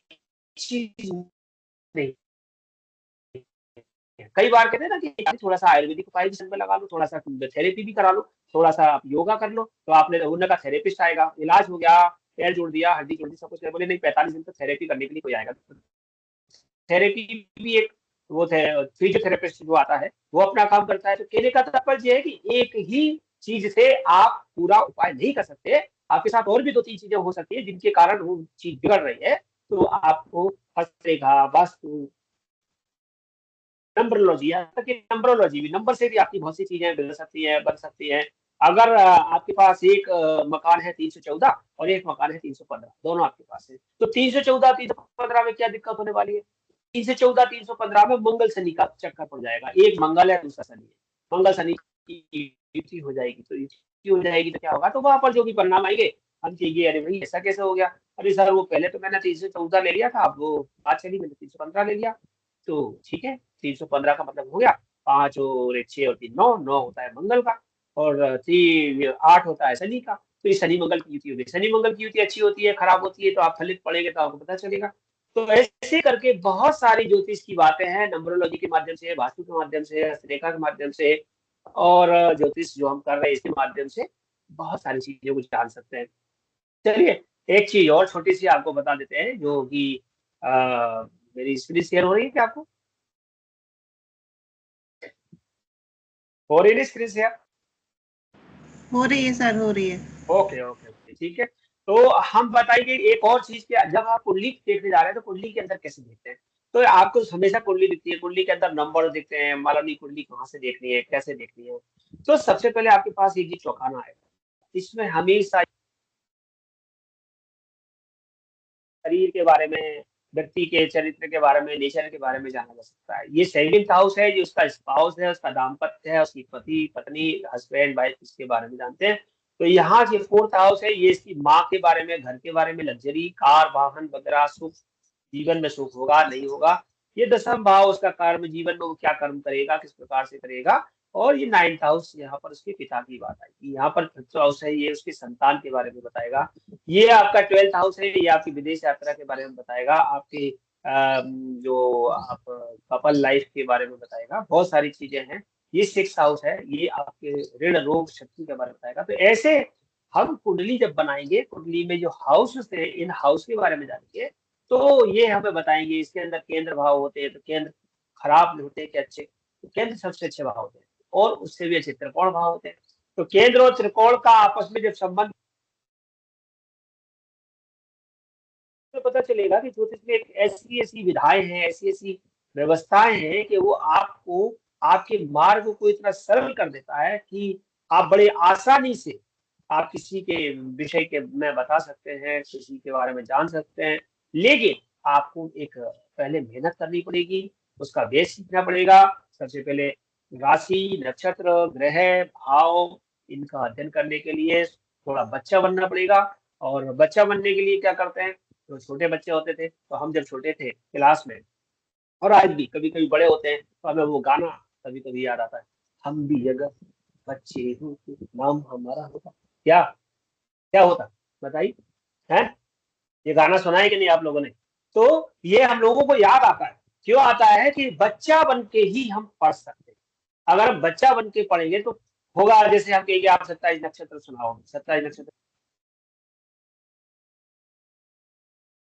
तो आपके अंदर एक बचपन जाग जाएगा। जैसे ही आपके अंदर बचपन जागेगा, आप पढ़ने लगेंगे।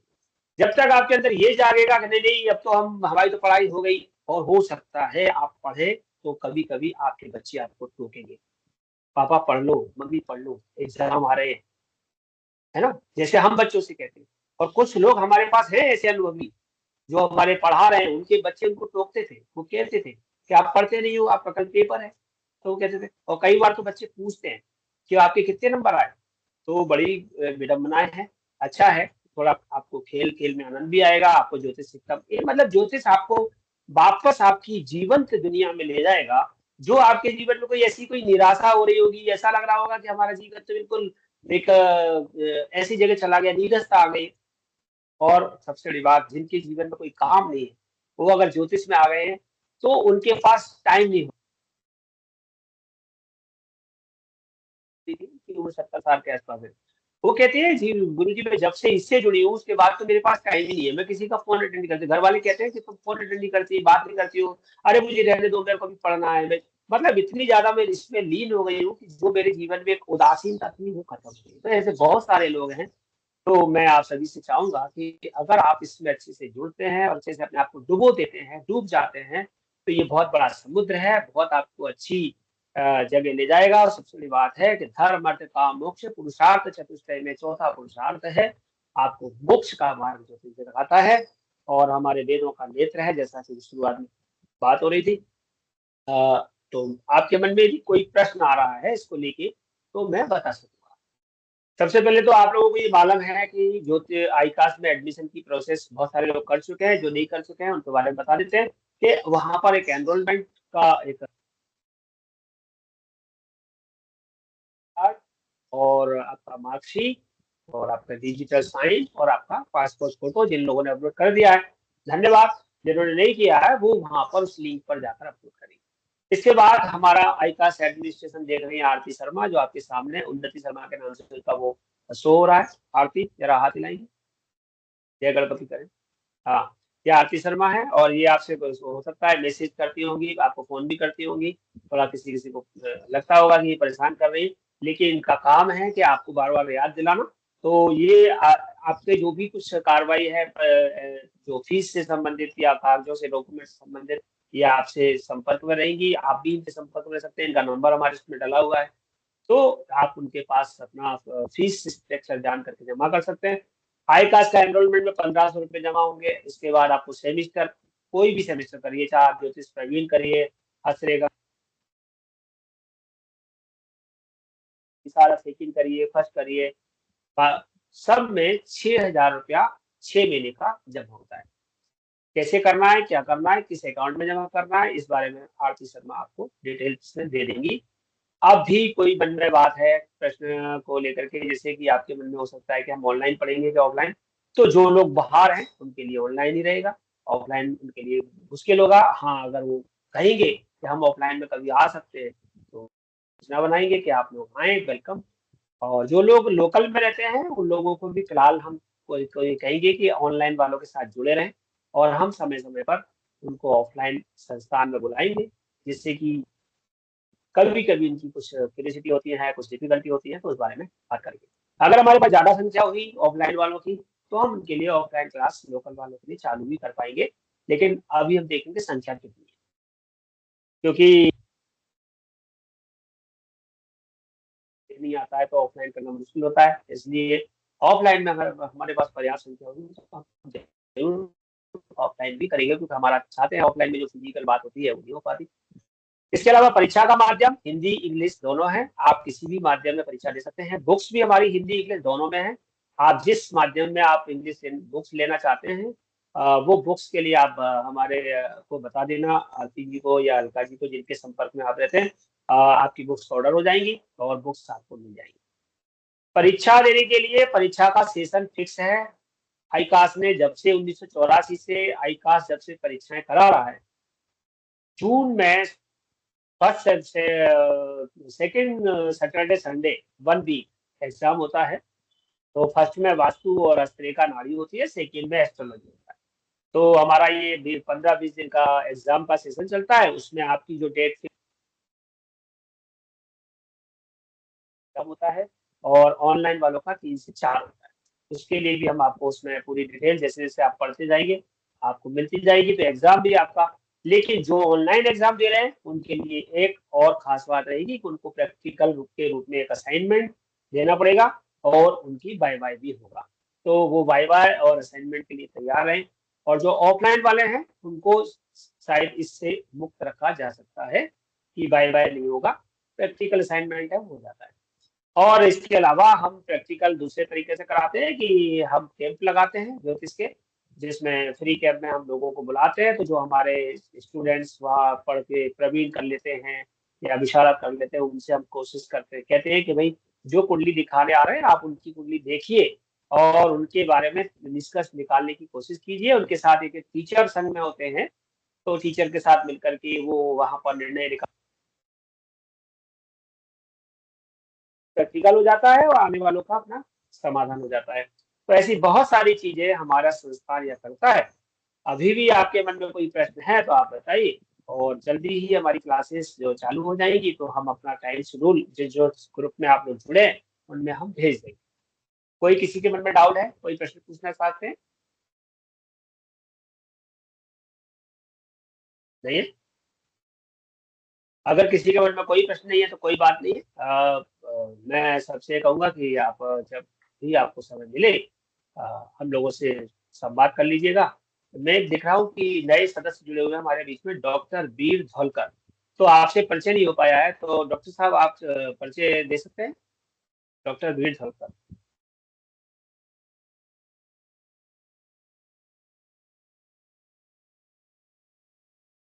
बोल पा रहे हैं? आज की क्लास जैसा कि हमने बताया था तो उस हिसाब से हमारी क्लास जेम क्लास है। आपको पसंद आई होगी। आपके मन में, मैंने अभी भी बोला है, कोई क्यूरियोसिटी है, कोई क्वेश्चन है, कोई आंसर है, आप हमें पूछ सकते हैं। नहीं तो हम सर्वे मंत्र के साथ आज की क्लास को विराम करेंगे। और एडमिशन संबंधी कार्रवाई के लिए आप हमारे संस्थान से जुड़े रहे। हमारे नंबर आपके पास है। तो धर्मेंद्र जी सर्वे मंत्र करवा।